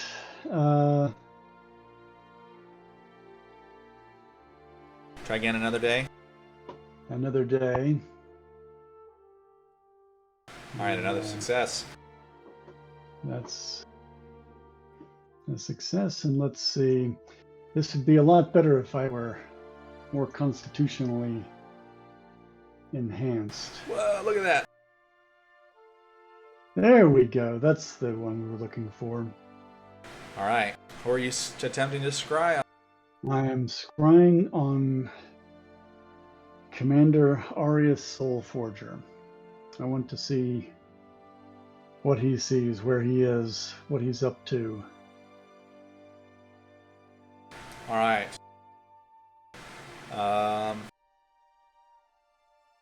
What's your spell save DC? Spell save DC is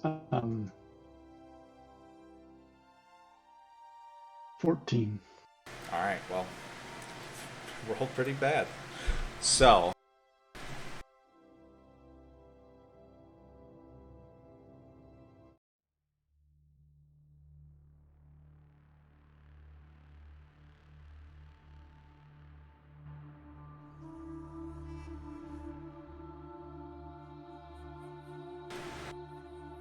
this day, after you finish drinking your tea, the visions coalesce, and you find yourself standing in a corner of a large, dark tent. Soul Forger leans over a small table with a number of wooden pieces arranged in a strange pattern.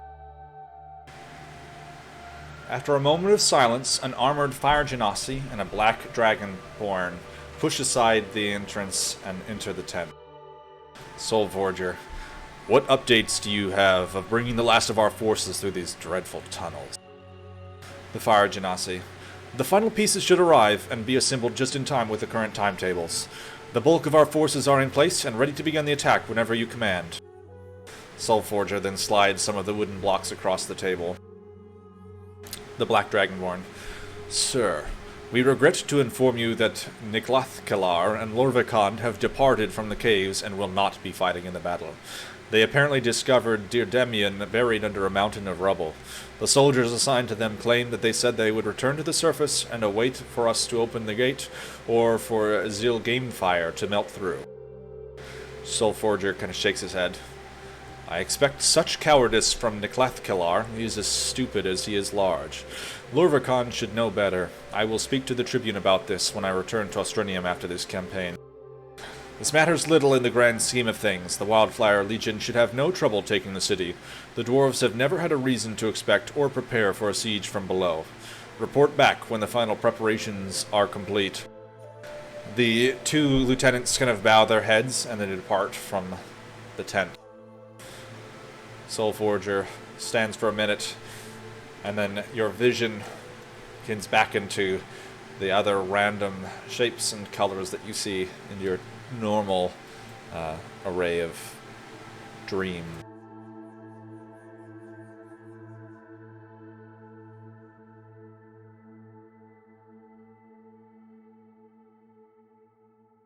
All right. So as soon as I've recovered my senses from that, I'll report to um, Richterite. Sure. What I've learned that about the Wildfire Legion, that they're ready to attack, and the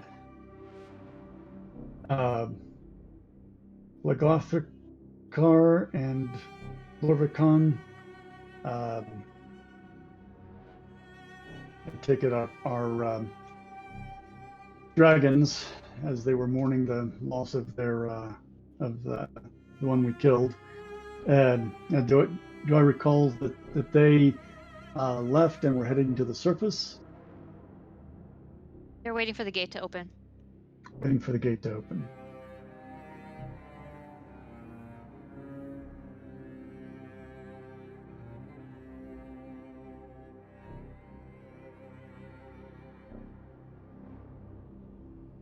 All right. So relaying that.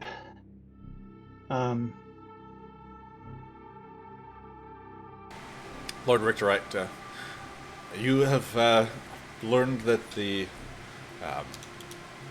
enemy is not bringing dragons to this battle. It would appear that the dragons have abandoned the lower realms and are returning to the surface, where the attack on the gate I assume is ongoing. It is indeed. They have yet to depart. The red dragon above attempts to melt it with its flame every day. Yeah, so we'll be looking for reinforcements on that end. A reinforcement of the red dragon, that is. That's the question. Last we heard, like, the dragon wasn't making any progress towards the gate, right? Correct.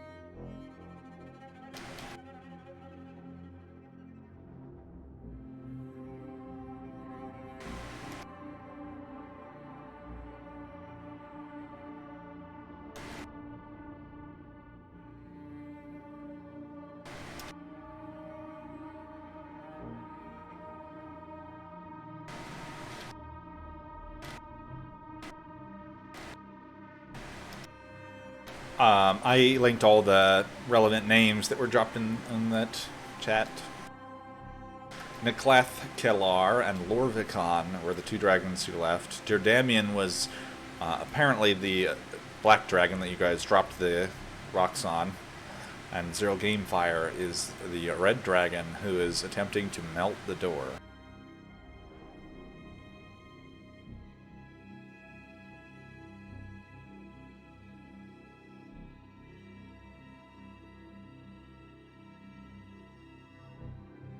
So again, Derdamian is what?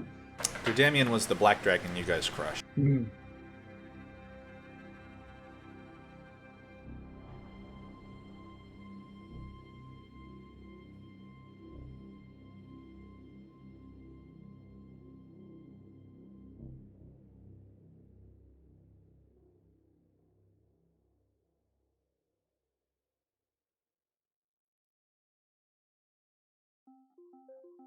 Is there anything else you guys would like to do before things I mean, something new happens? Demetari, I mean, I probably said something about, books and mapping and that kind of thing. So she's probably reading the books, attuning to the what is it, arcane glamour thing, that kind of stuff. Sure.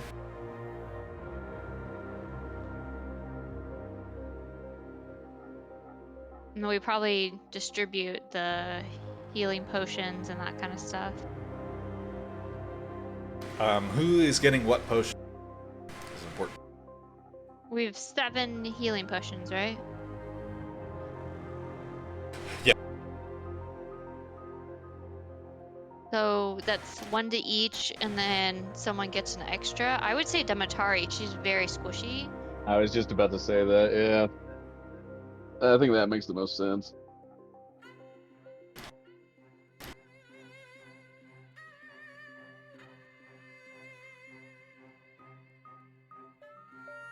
Who is taking the wand of magic missile?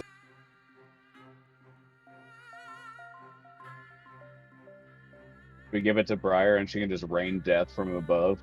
Yeah, I like that idea actually, because she doesn't have a lot of range. Go from a transport helicopter to an attack helicopter.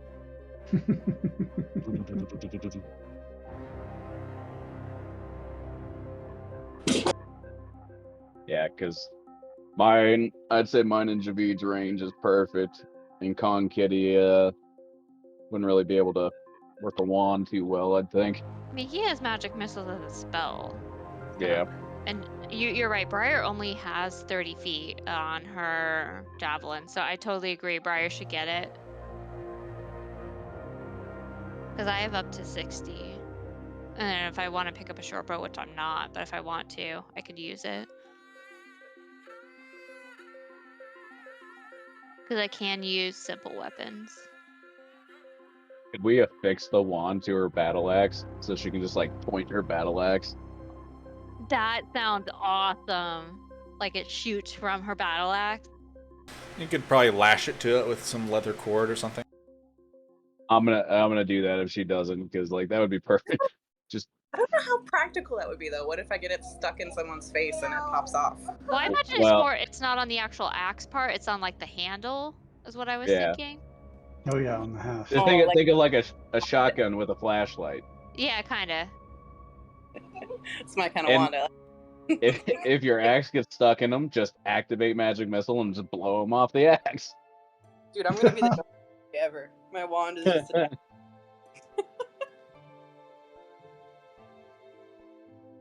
Now what we need to do is we need to get you to be you can take multiple actions, right? Well, she has she can take, when she does attack, she gets 2 attacks, but if she uses the attack action, it's 2 attacks. Oh, like, she perfect. can't divide it. Yeah, well, if she kills somebody, then she can hit somebody with magic missile with the wand that's on her I don't axe. think it works like that. The way the attack action works, like if you do attack, you get 2 attacks, but using the wand, I think, is like a separate action. So I don't think it quite works like that. DM? The wand of magic missiles is separate from making an attack. Like when you make an attack with the axe, you can't then make an attack with the wand of magic missiles. Oh, damn. In fact, I'm pretty sure that it very, very deliberately specifies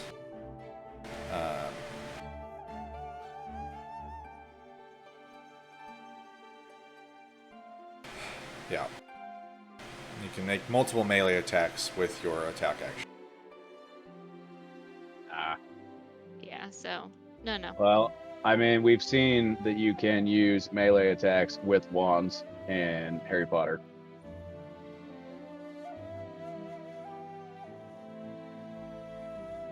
Doesn't work for this situation though. Yeah, I mean, if you're gonna make a melee attack, might as well hit him with the axe. You know, kind of seems Yeah. a waste of time to hit him with the wand.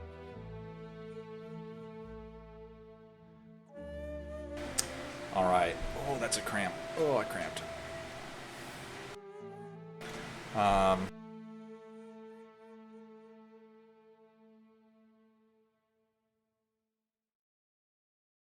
Let me drop your little token.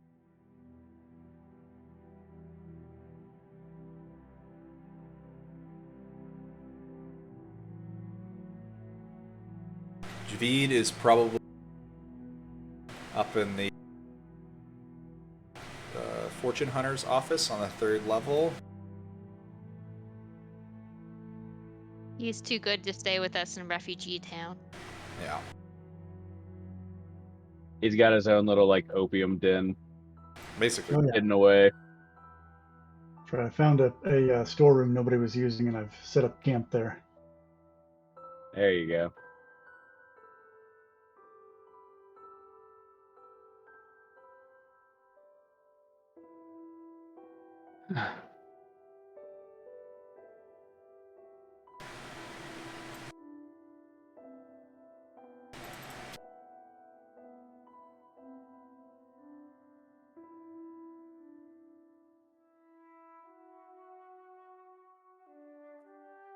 Numerous soldiers have arrived outside of the city.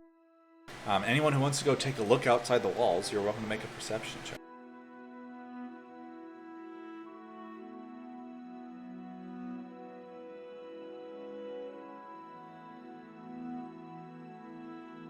All right. Javid's too high up and probably still a little bit high from all of his attempts to just drink mind-altering substances. But the rest of you can see, when you look out into the caves beyond, that was before, dark, this kind of like dark abyss beyond the edge of the city. There is now this like twinkling of orange torchlight of thousands of little torches dotting the tunnels and now beginning to kind of encroach on the flat land that approaches the 7th level of Torevir Deep.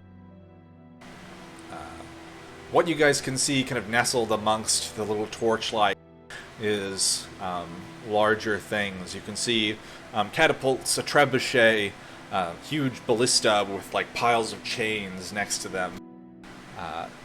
Walking amongst them, you can see kind of little ants of soldiers in formation, moving things from tent to tent. You spot a few giants walking amongst them. Snow, you spot tussling in one of the caves beyond the bulk of the forces. You spy a pair of fairly small looking dragons that are engaged in some roughhousing with each other.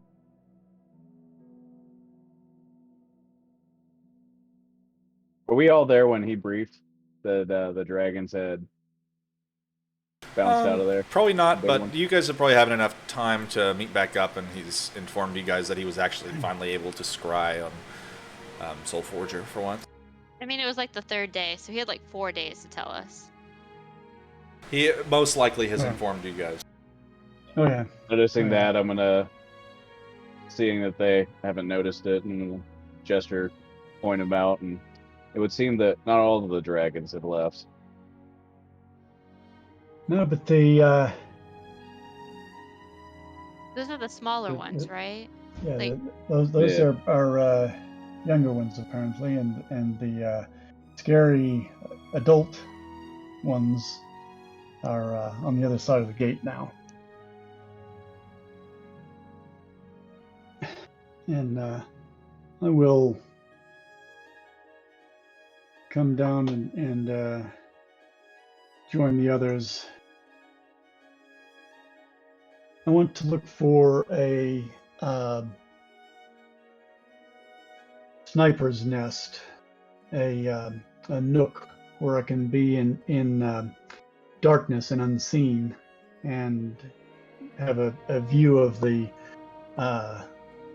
rubble-strewn plain. See if I can take shots from there, and maybe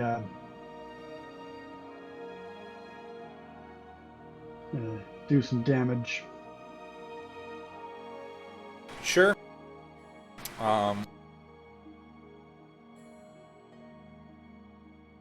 Go ahead and give me a stealth check.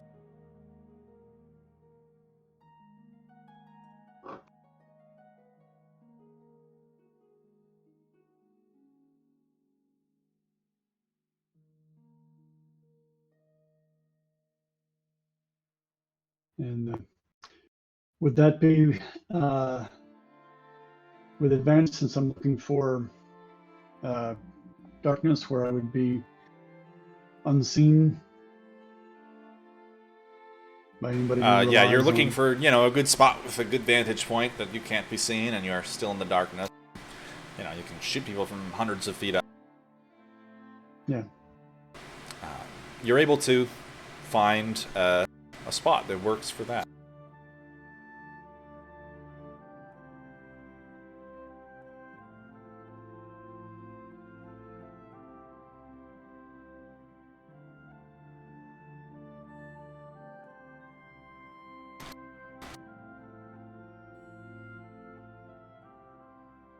Anything else the rest of you guys are doing?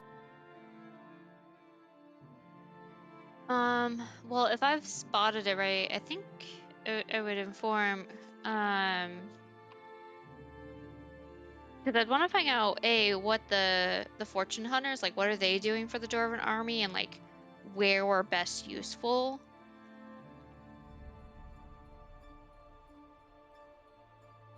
Like, should we be kind of when they come through at the gate?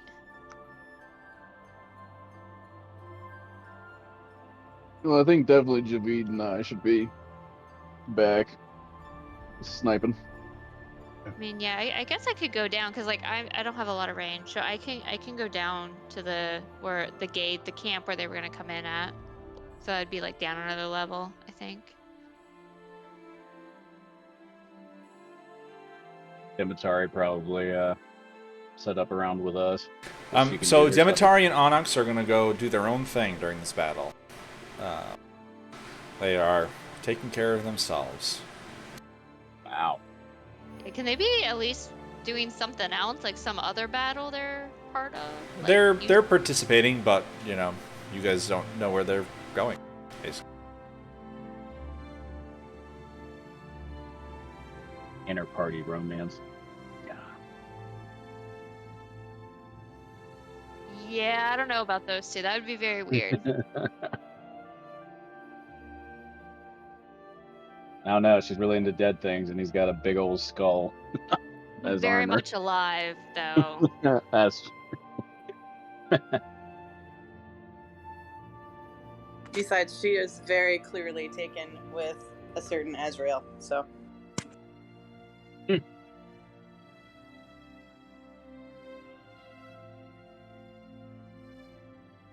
She being partially dead, though.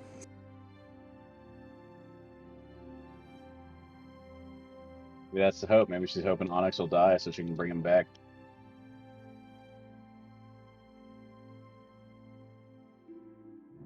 Like a Frankenstein kind of thing.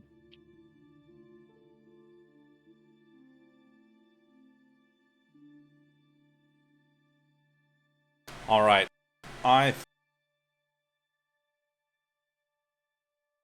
This probably be a good spot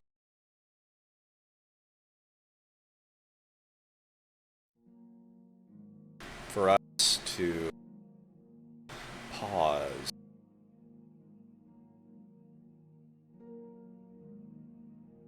So I will see you guys in maybe about 10 minutes while we progress on to the next. Yeah, I don't have I probably have about another hour. So. Well, we'll see how long this takes. Yeah. All right. See you guys in about 10. Okay.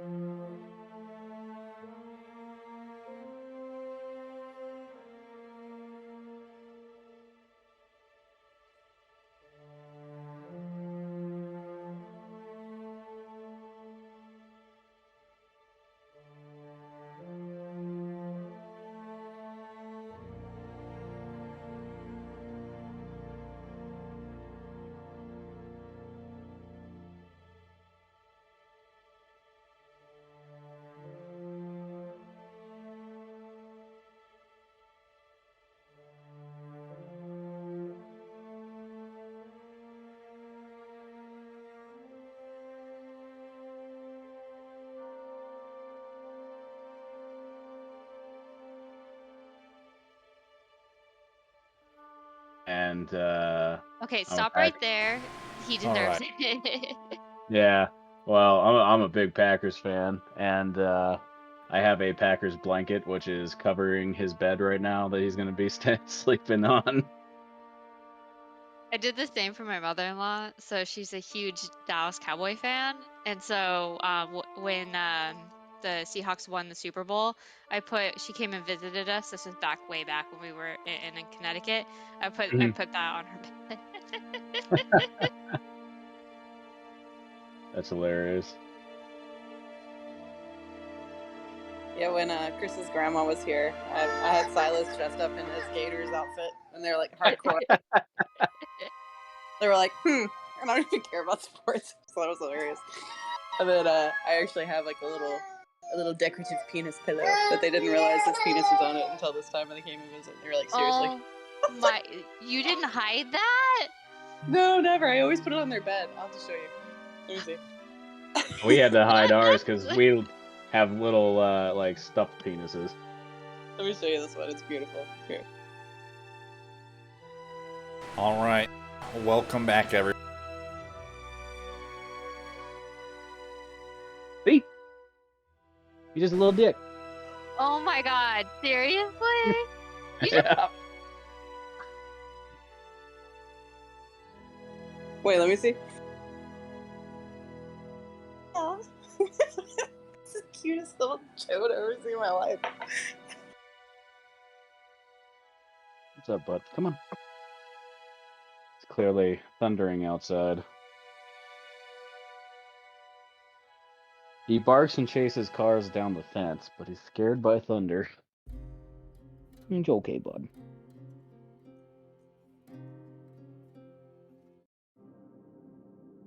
So All right. the invasion.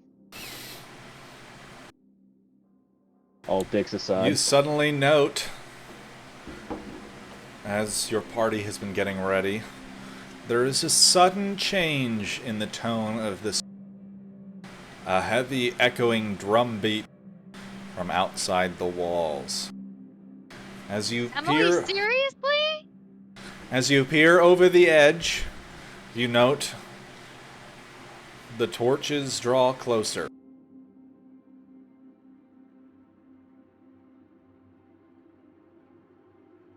That's the best pillow Yeah. I've ever seen. Can I get each one of you to roll me a d4?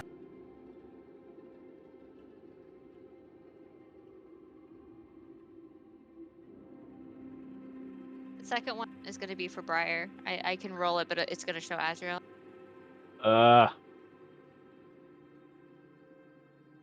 So Azrael has a 2, Briar has a 3. Okay.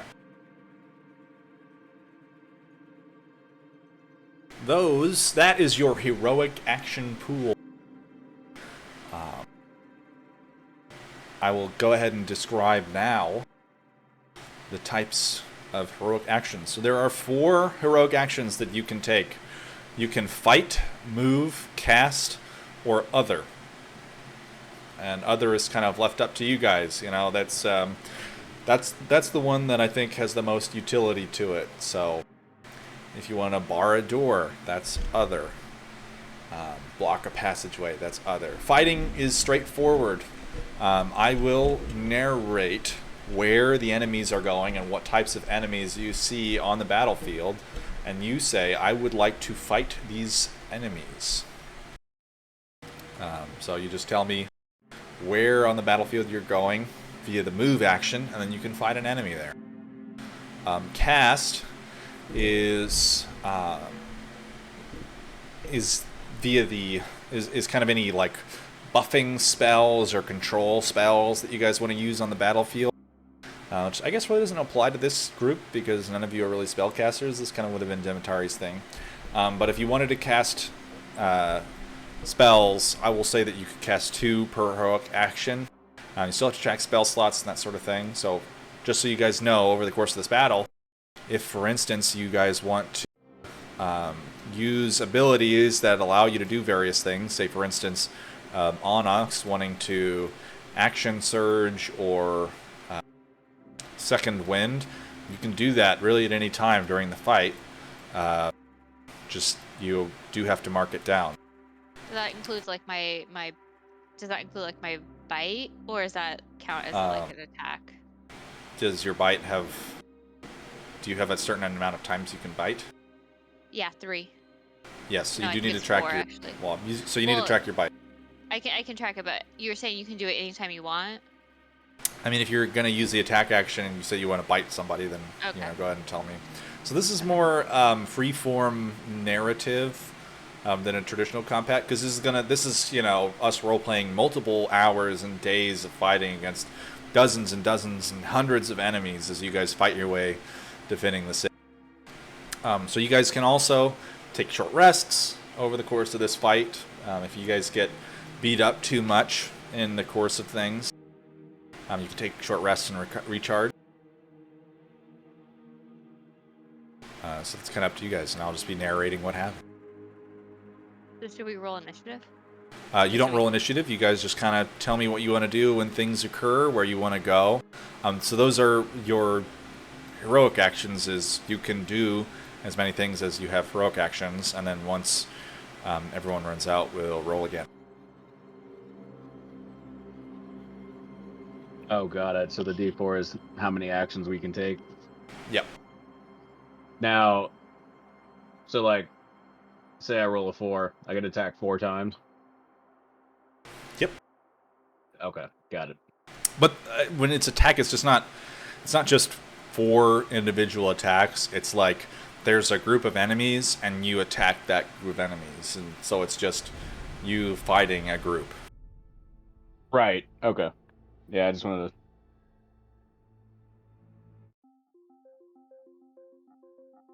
Quite understand. Once we get into it, you guys will figure it out. I have faith in you. Good luck, everybody. Just thinking we could roll initiative so we could talk in which order we do this stuff, so that we don't have everyone talking over each other. Sure, if you guys want to roll for initiative. I think if that's how you guys want to do it, I mean, you guys are allowed to have a sort of initiative to yourselves, but sure, we can go ahead and do just an actual initiative tracker. It's up to you guys. I just think it would be easier to track who's doing what. Agreed.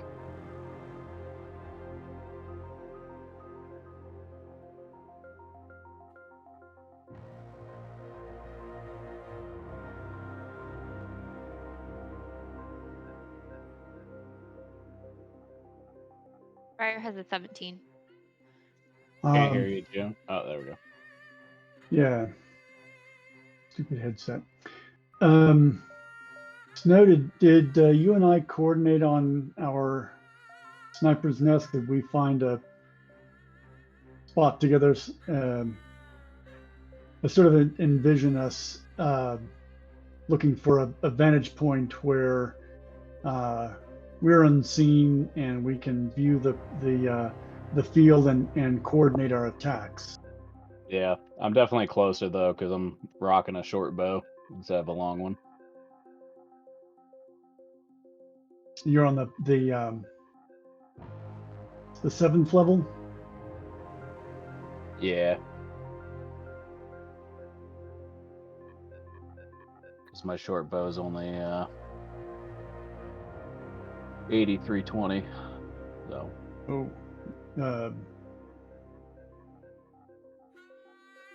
Yeah. No, can Alright. you use a longbow, or are you restricted to a short bow? I am proficient in crossbows, hand, long swords, rapiers, short sword, simple weapons. All right.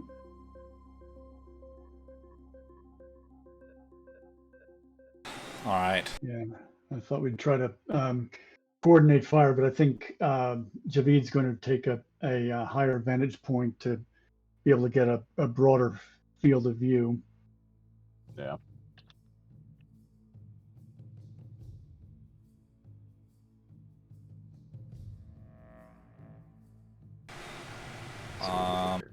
Javid, did you roll for initiative?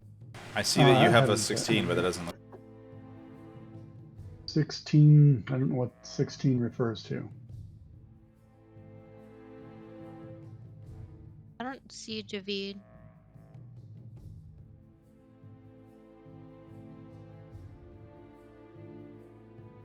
You got a 28.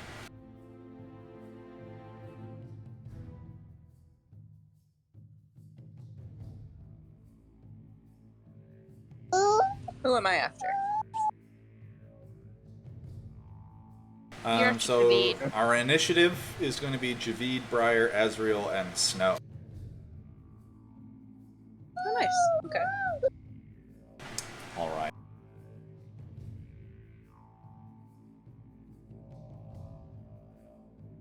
Everyone's taking a long rest. Yeah. Yep.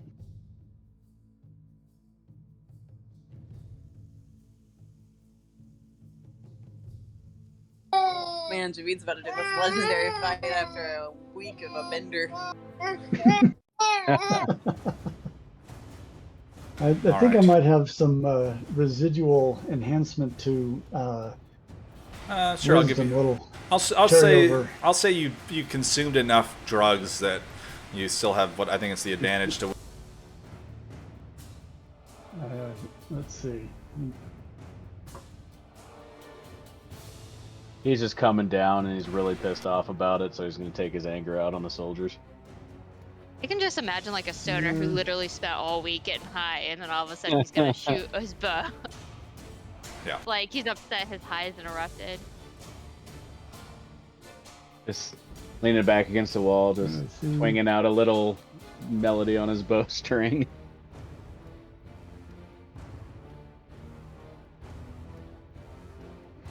All right. Yeah, advantage on wisdom.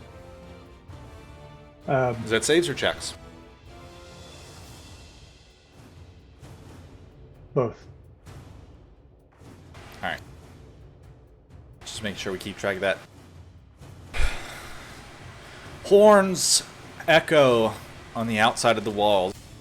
And those of you in the city, you suddenly see some of the dwarves blow their own horns, echoing through the stone hall. Great swarms of soldiers that you can see, Javid, begin marching towards the city. There's a great hail of arrows raining down on them from the battlements on the lowest levels. Another hail of arrows flies back towards the city. The soldiers arrive at the gates, and you guys, those of you who are down at the gate, I think that's Azrael and Briar. I'm assuming you guys are at the one of the center gates. Yeah, is there like kind of what is that thing on top of the gates that you can walk along of? Battlement? Yeah, Ramparts? that's it. Yeah. I want to be on that. Okay. Go ahead and give me a perception. Those of you who are watching.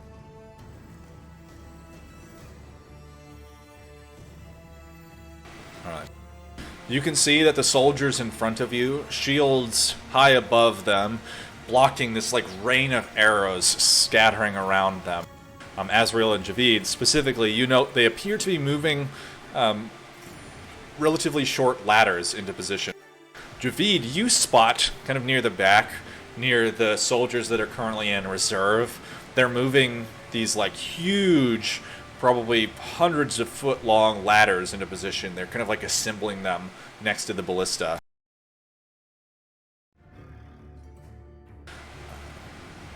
The giants and dragons are waiting in the reserve. The soldiers currently approaching are just this like hodgepodge of Leonin, Fire Genasi, and Dragonborn approaching the gate, armor glistening in the torchlight.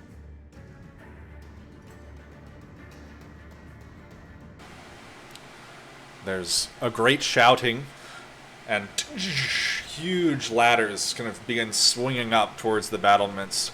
The dwarves are launching these hails of short bows down at them. Just to little effect, glancing off their shield. The soldiers begin scaling the ladders towards you. There are hundreds of them approaching. One of them, about 10 yards away from you, leaps onto the battlement, followed by a trio of others, and they just like launch into this melee with the dwarves who are trying to toss them back over the edge.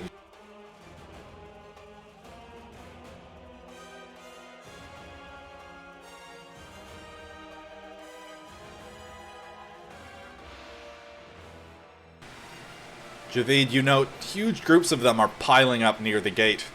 They seem to be doing something at it. Their shields lifted overhead are preventing you from getting a good look at what they're doing.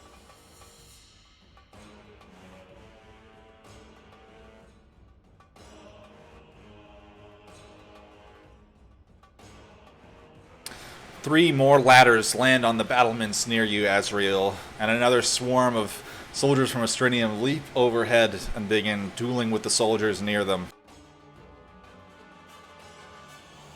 It seems... Say again.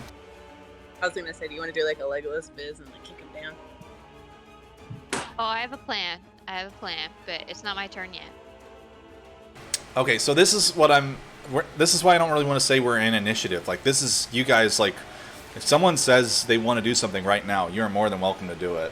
I want to throw like hot, very, very, very hot tar on those who are trying to come up the ladder. All right, perfect.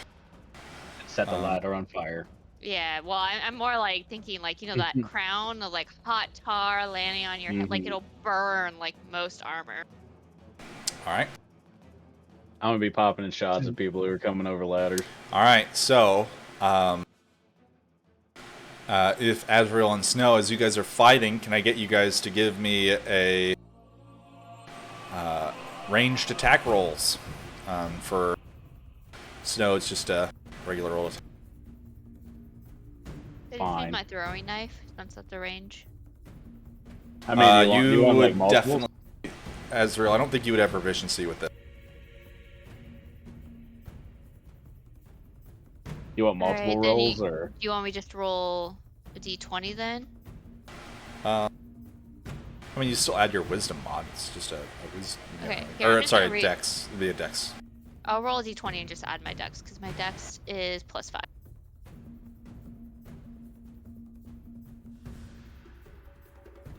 That's 18. All right.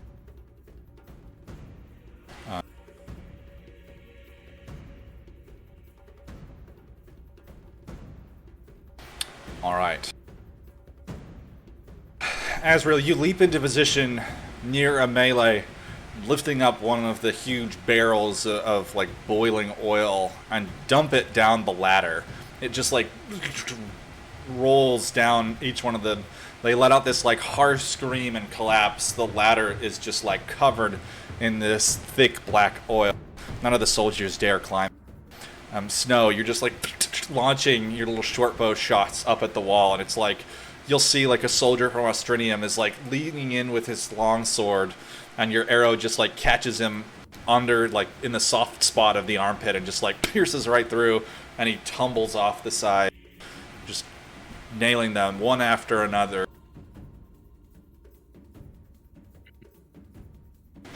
Also, so I know I have 2 actions, so this will be my last heroic action. I want to bite in very clear view, like almost an intimidation more than like an eating.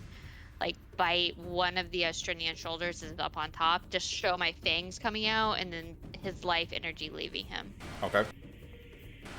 Go ahead and give me an attack. And I'll say an intimidation check. has any of us at this point seen her like do No, this? I've actually hidden it before. I mean, Demetari has some feelings about it, but I've never openly done it. Alright. Next to you, right? Well, I think you're next to me. No one else is really next to me other than Briar. Yeah. Alright, so...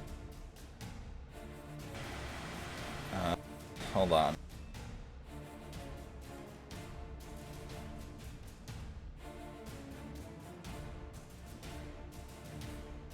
So, you guys are kind of in the thick of the fight, Azrael. Snow, not so much. It's not quite as risky because you're like down off the wall.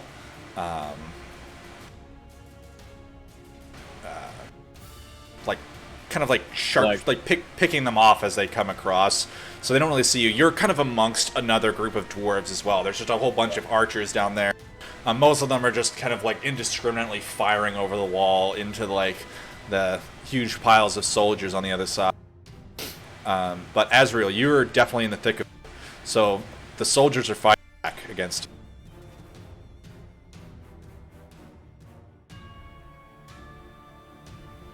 All right. My AC is 20. I probably would have. Actually, no, I can't use that as an action because I already used my 2 actions, so I can't use patient defense. So my AC is 20. Yeah.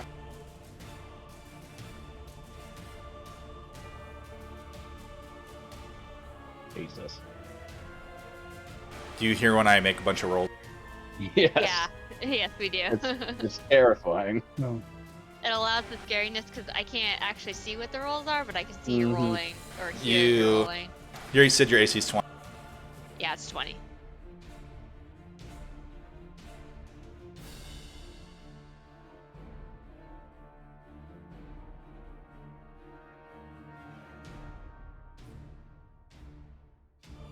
Alright, so over the course of this first round of fighting, from the first one, because I forgot to roll for it, you would have taken 17 slashing damage.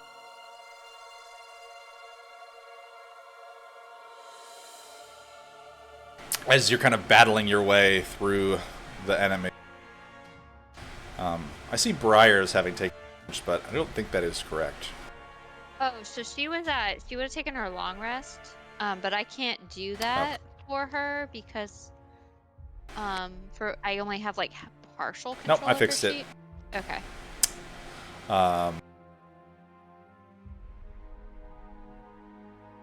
During- I'm done. I've taken all my actions, so I'm out of the fight. During the melee, you attempt to grab one of the soldiers and drain him of his life force, but some of the soldiers force you back and are able to pull their comrade away from you and create this kind of wall of shields blocking you off. You bared your fangs at them. They're not totally concerned by it. They're in the heat of a battle, but they definitely are wary of you. You definitely stand out relative to the rest of the throngs of dwarven soldiers.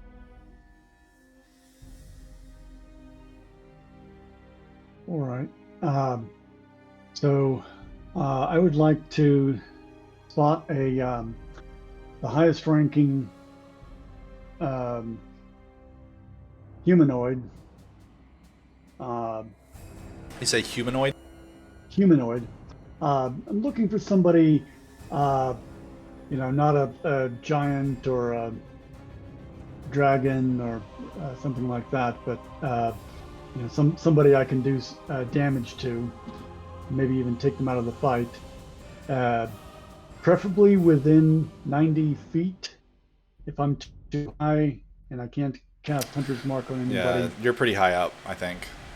I'll just look, and if it's just especially looking at the squad that's at the gate doing whatever it is they're doing to try to do whatever it is they're doing to the gate, looking for, if not even an officer but like an NCO directing things. I want to disrupt their chain of command and snipe an officer. Try to All right. knock out their. So, as you're kind of scanning the battlefield, you can see kind of towards the rear in the forces in reserve, it appears to be being led by fire giants. There's ones in these huge, ornately crafted plate armor that are pointing and directing the soldiers, and they can march out from underneath. But below you, you can spot there's one individual who's directing things at the gate. None of the dwarves have taken care of him yet. Can I get you to give me an attack roll?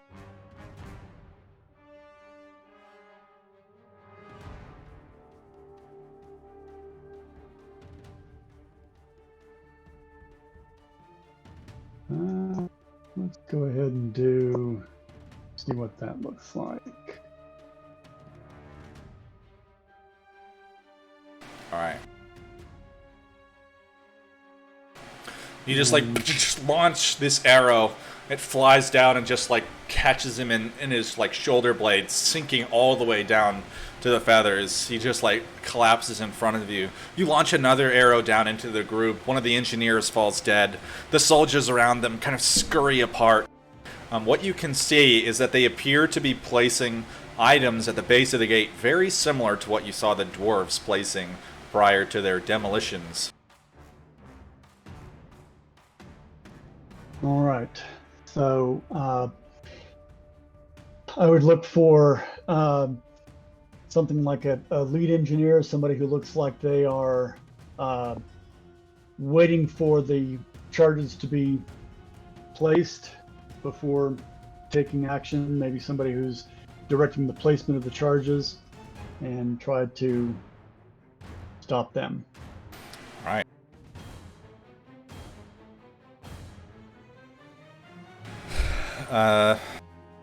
You would be able to like send this, you know, pretty consistent hail of arrows down towards the gate that you're guarding, just like totally disrupting them. Your arrows fly through gaps in shields and just like drop dudes. Their forces are kind of like being driven away from this gate. You can tell that they're definitely very hesitant to attack this portion of the wall that seems to be driving them back. Ezreal, Briar, and Snow, you two note behind you a group of dwarves begin fleeing away from your section towards a different portion of the wall. There's yelling and shouting from that direction. I'm gonna zip over and check it out. All right. So that would be a move action.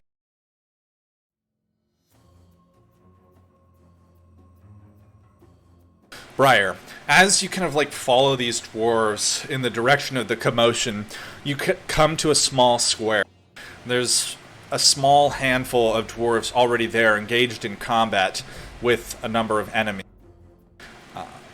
You hear one of the dwarves behind you shout, "They're trying to burn out the barracks! Stop them!"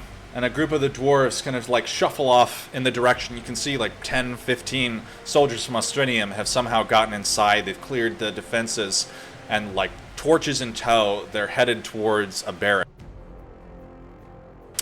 To your right, you note there is a large building that you recognize. You've walked past it before.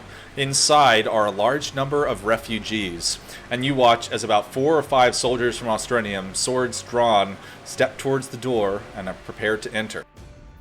Oh, nope, we're stopping that.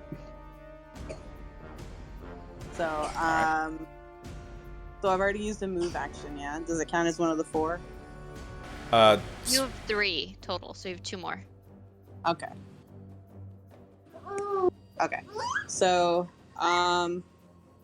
gonna rage. Am I allowed to rage in this, or? Absolutely. Okay, so I'm gonna rage. Oh, here, let me roll your rage thingy. Oh yeah. Let's see what happens. Let's see what we got.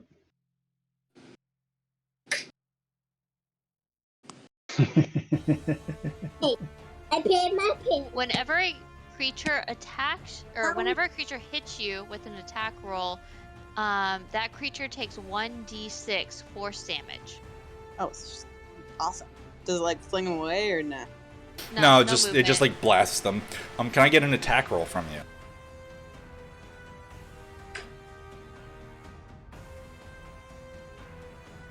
Are you doing two-handed or one-handed? Two-handed. Okay.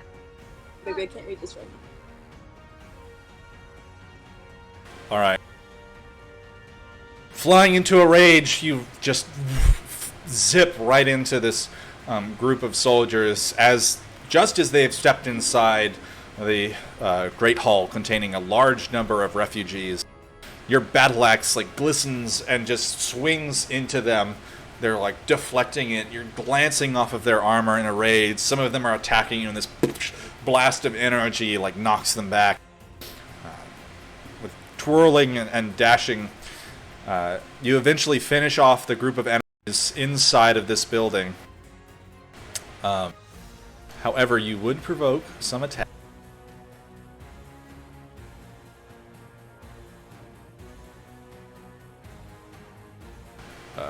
Not many, actually.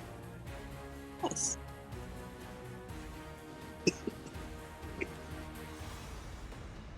And your AC is 16. Alright.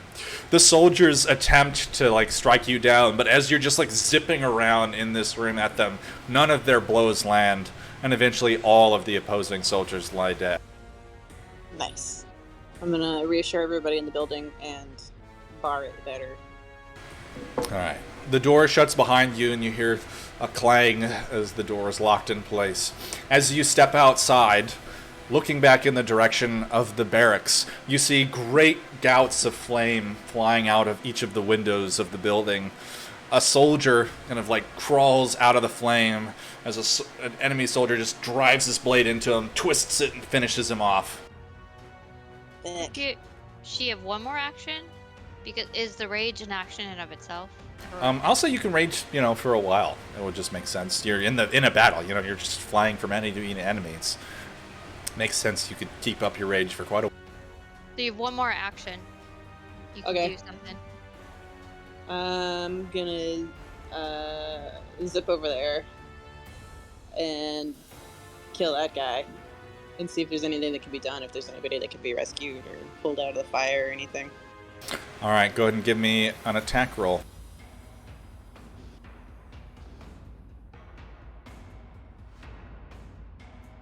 Oh. Alright. It was good. It was really good. Yeah, you roll a 26. Oh yeah. You fly across the square, just like cleave down the soldier you had seen finish off the dwarf. You kind of twist and like zip around this square, finishing off any other soldiers that enter it, and just like you're just splitting them in half as you pretty much fly through them. After a few moments of like reveling in the battle, you're just like taking deep breaths, and around you there's just these like piles of dead enemy soldiers. A few dwarves remain, but unfortunately not many. It seems they cleaned out the barracks. Is this fire going to spread? Or Probably not very far. okay. My refugees aren't in trouble though. Alright. Does anyone else have any heroic action? David does, right? I think I used one. Yeah, you have more than one though, right? You used one, yeah. Well, I've got two. Yeah, and then I know Snow already used his, right? Or did Snow? You Yeah, have one, Snow, right? Snow was had fighting. Okay. So yeah, I think it's just David that's left. He is Alright. his other And action. I would look for similar targets, COs or lieutenants, that sort of thing, that might be directing actions and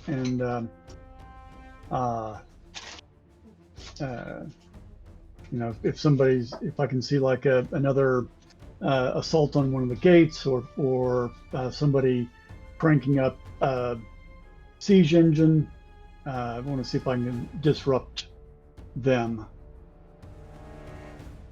Hold on, let me make sure where we're at in the flow of battle.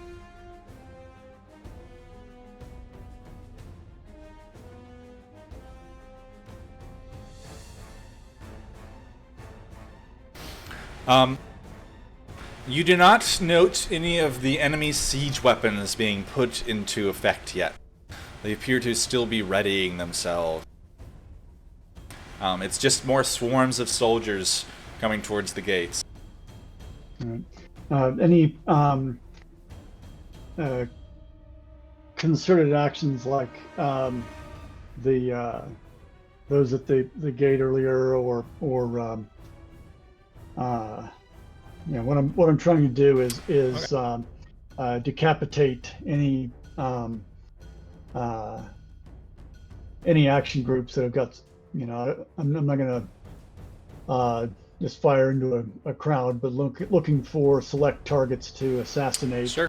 That You note one of the fire giants, plate armor at the ready, with this huge, like, double-sided great hammer slung across the back, like, gives it a toss, catches it, and just starts walking towards the battle. There's a huge garrison of about 30 or 40 soldiers marching behind her. I don't know what I can do with just an arrow, but by golly, let's see what we can do. So I will not use a sharpshooter on the giant. That seems like that wouldn't be effective. But we're gonna see if we can't slow down that giant.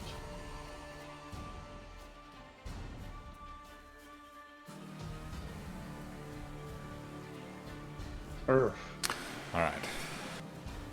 You just like launch an arrow, another arrow.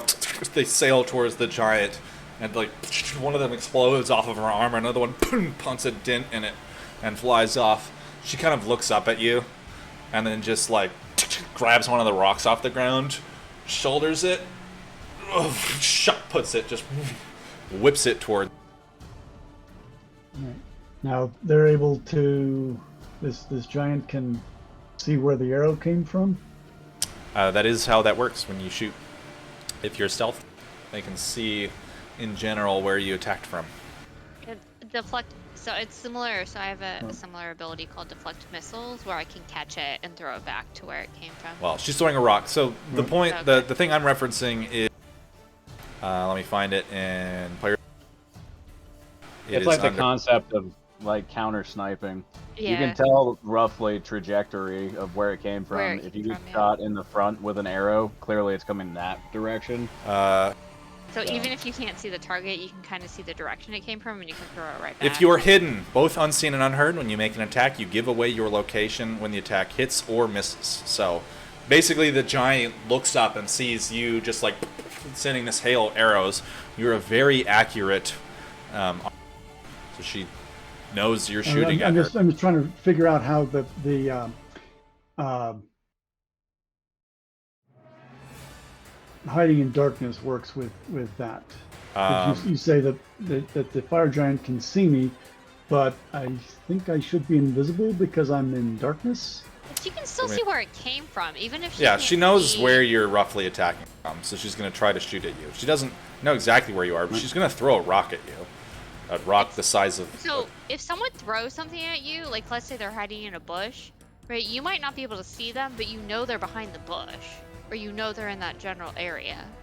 I'm just confused about the part about... She is attacking you with disadvantage. She knows where you are, she can't see. She's attacking your general direction. Okay. It just happens to be you because you're the one that's there. And unfortunately, you do not have a very high AC. It's kind of like, when we attack people in darkness, it's the same thing, right? We're attacking an area and hoping that we hit something. Yeah. With disadvantage, she rolls a 17. This, like, huge boulder just, like, explodes across your hiding spot, like, ripping apart the battle. You're like peppered with this like almost shotgun blast of rock. You would take... She didn't roll very high on damage. You take 16 damage. 16, you said? Yep.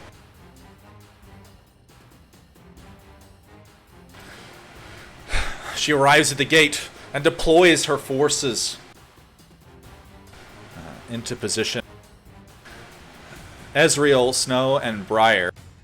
Javi, that was your final legendary action, or your heroic action, correct? Correct. Alright. Each of you here, and Azrael, you are pretty much standing above it. There's this great explosion.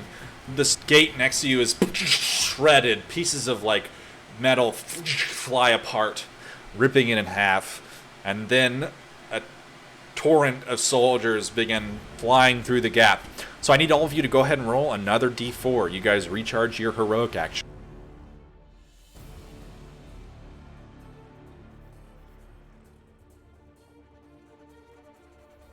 Second one is for Briar, so she has 2. Okay.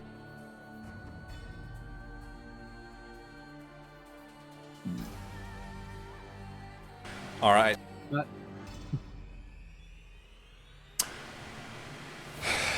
Multiple gates. There are multiple explosions around you. You guys count 3 distinct sounds. The fire giant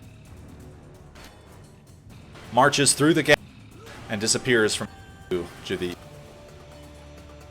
And we still see the fire giant? Those I'll of us say that are on the Briar ground? is close enough to fight this fire giant, but the rest of Okay. you are kind of a little bit further away. You'd have to move to get there. One thing I'll say about the movement is, it's a little bit based on your speed, about how far you could get. But overall, if you just say you want to move, you could go from the bottom to the top of the city in one move action. It just might take you a little bit longer. Well, I mean, all of us have pretty good movement. I mean, I have 45, Briar is 40. I don't know what Snow's is, but he's probably not going to want to move anyways. I think it's 35, plus I can double my speed with my cat-like reflexes. Yeah, I think the only one who has slow speed is Demetari, and she's busy doing, Somewhere else in the battle. yeah, she's fighting something else, so. Javid, you watch as there is a great unspooling. One of the ballistas fires up and hooks on to one of the walls above you and draws taut, and the ladder begins winching up towards the upper levels. Okay. Can I shoot the leader of the ballista winch ladder team? Yeah, you can attack the ballista team, sure. All right. So not the team in general, but I want to knock off whoever's directing their and coordinating their action. Well, I so assume the that way there's- the way the attack action works, you're not attacking a specific target. You're attacking a group. So, how effective you are at that basically determines, how effective you are at taking out a group of them. The only difference, obviously, is if you attack the fire Take giant. out a group? Yes, that's this is a huge battle. There's hundreds of enemies. If I made you roll attack for every single enemy, this would take days. There's 5,000 soldiers you guys are fighting. An epic battle. It's an epic battle, Jim. You're attacking Epic. lots of people. You're sending a hail of arrows towards your enemies. Go ahead and make an attack roll. I'm a sniper. I select targets. I mean, yeah, you're like picking them off one you're by doing one. this over a period of time. So over an hour, right? You're snipering several, and this All is right. like the average I of want what to you're snipering. disrupt the ballista then. All right. So there's a bunch of them. There's probably 5 or 6, but you could definitely start picking off NCOs and officers at the ballistas.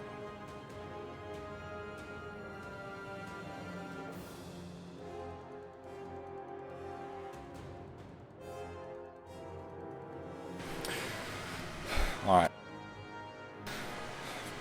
You send, arrows towards their defenses. You can see them kind of moving in and out of these great wooden walls they've assembled in front of themselves. You strike some of them. You can tell that you wound numbers of the enemy. But the winches still keep coming. The ladder lands above you. Azrael and Snow, the two of you are engaged in a melee. Azrael, you're still on the wall. The fighting is getting thicker. Snow, you can see there's huge numbers of soldiers that have gotten in and are now swarming in the lowest level. Got it. So I want to move and engage the fire giant because that thing seems like the most or the biggest issue right now. Sure. Go ahead and I'm gonna Oh, say sorry. again, Go Snow. ahead. No. What was that?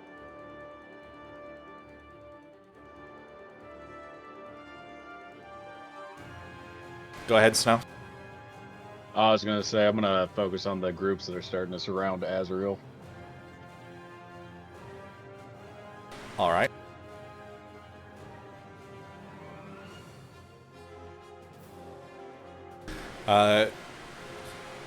So, Azrael, you've moved, and then you want to attack the fire giant?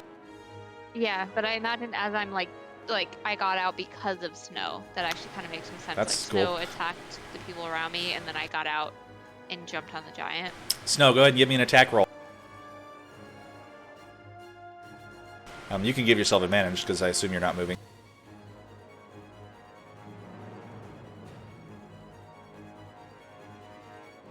Ah. Well, there you go.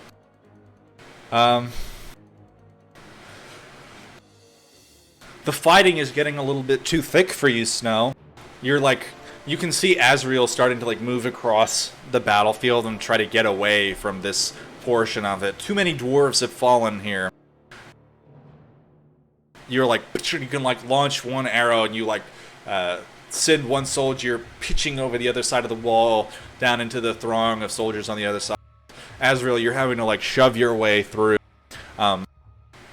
But you do eventually arrive at the battlefield where you can see there's this fire giant. She just like drops the hammer and like crushes a dwarf right in front of her. Another one, she just like picks him up by his shoulder and then throws her behind her, and he just goes like sailing over the wall. So I'm gonna try this intimidation check again because I want to be on top. Like I want to climb up the giant, so like I'm clearly visible, right, to everybody. Everybody can see me on the giant. And I want my fang, like I want to be super intimidating. I want my fangs out and just like bite and just like try to suck the energy out of her. I want to like just scare these Astrinians. All right, go ahead and give me an attack roll with your bite.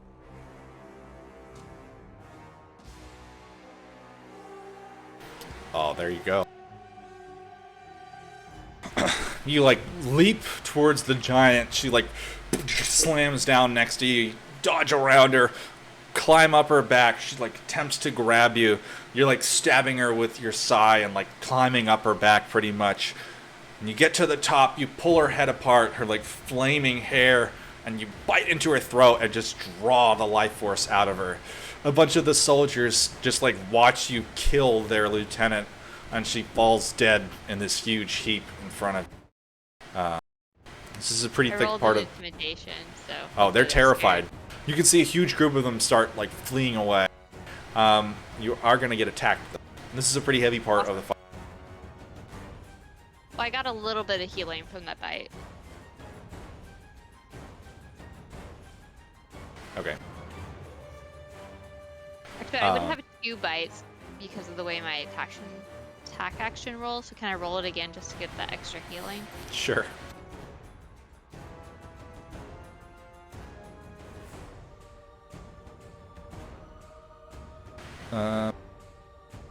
Does that hit her?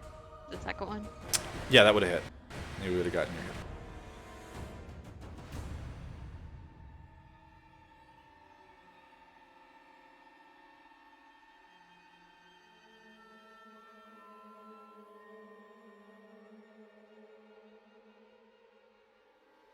AC of 20. Yep. In your battle with the fire giant, you would have lost 19 hit points to slashing damage. And fleeing from across the keep through the other fights. I don't know why I didn't roll. You would have lost 6 hit points. Yeah, I'm like bleeding on the giant, just so y'all know. You're in a pretty heavily battled portion of the battle, but you killed one of their prime officers. And I was inside of this lady. So Oh, you watched it happen. She just like almost between her. I don't know why I did that. Or So would it just be Briar, or would Snow and Javid notice this as well? They wouldn't have seen that. They're looking at other parts of the battle. It would have just been Briar. So just Briar sees the full monster of Azrael. Yeah. Like, there's a few dwarves around to witness it, but it's mostly enemy soldiers, and they just, like, hoof it out of there. damn, we're having to talk about that later. Yeah, like how does Briar feel about that? Briar probably doesn't know that Azrael's kind of like a vampire. I'm just looking on in horror. Like, what the fuck? All right. Does anyone have any more heroic? Briar has 2. Briar has 2. And then Okay, I Briar think, has 2. did Javi use No. his, right? So it's just No. Briar. He has 2 more. All right, Briar, what would you like to do? Soldiers are swarming in. Although not really anymore near you. They are mostly retreating, actually, where you are. Yeah, because of a certain someone. I would like to try to. Okay, so they're retreating where I am. Yeah. Yep. Could we take advantage of this and attempt to blockade a little bit?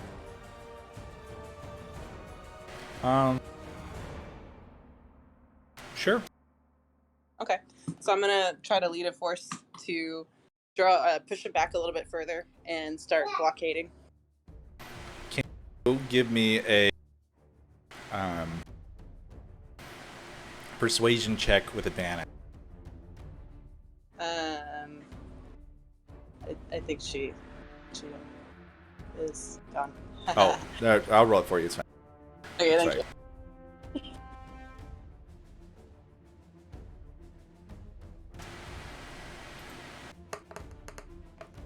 All right, guys. I'm sorry, but I'm gonna have to bounce. I gotta get some stuff done before they show up.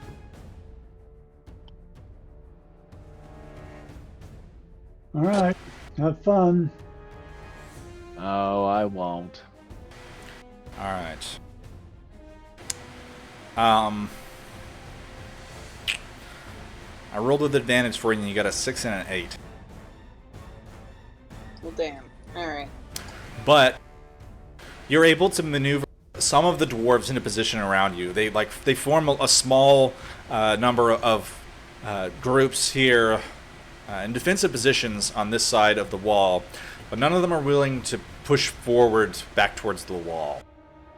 That's fine. Day a bunch of pussies. I'll do it. All right. I'm gonna yell at them to blockade, blockade, blockade, blockade. So Snow's gonna be running and gunning, essentially, is what I would be planning on doing.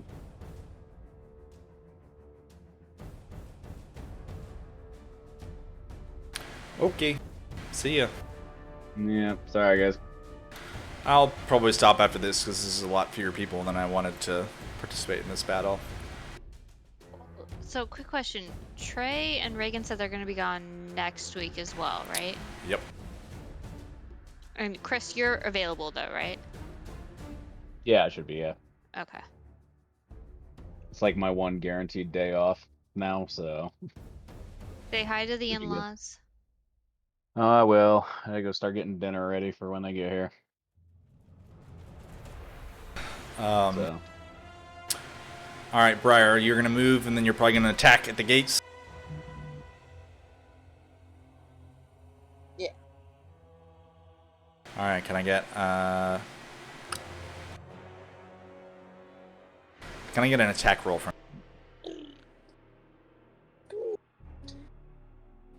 Yes. Sorry, could you attack roll for me? And also I'm muting myself.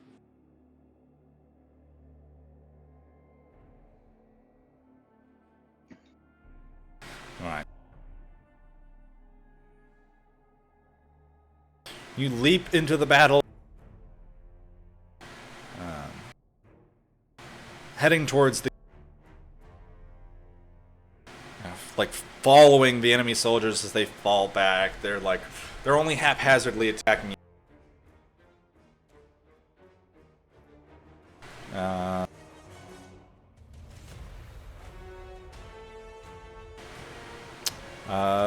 You would get hit for 12 slashing damage.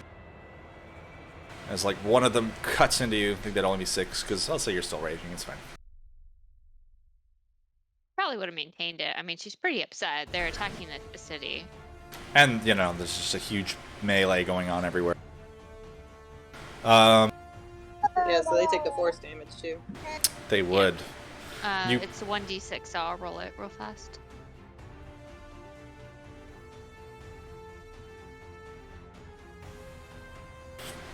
All right.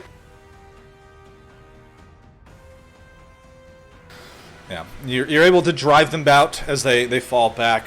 and you're kind of like standing there in the breach holding your own. I just imagine this tiny little bug against like all of these like huge like genasi and humans and dragons. It's kind of cool. Oh yeah. Yeah. That's how come they didn't want to follow me too. Damn. All right, and I think just because there's only the three of us, this is where we will stop for the week.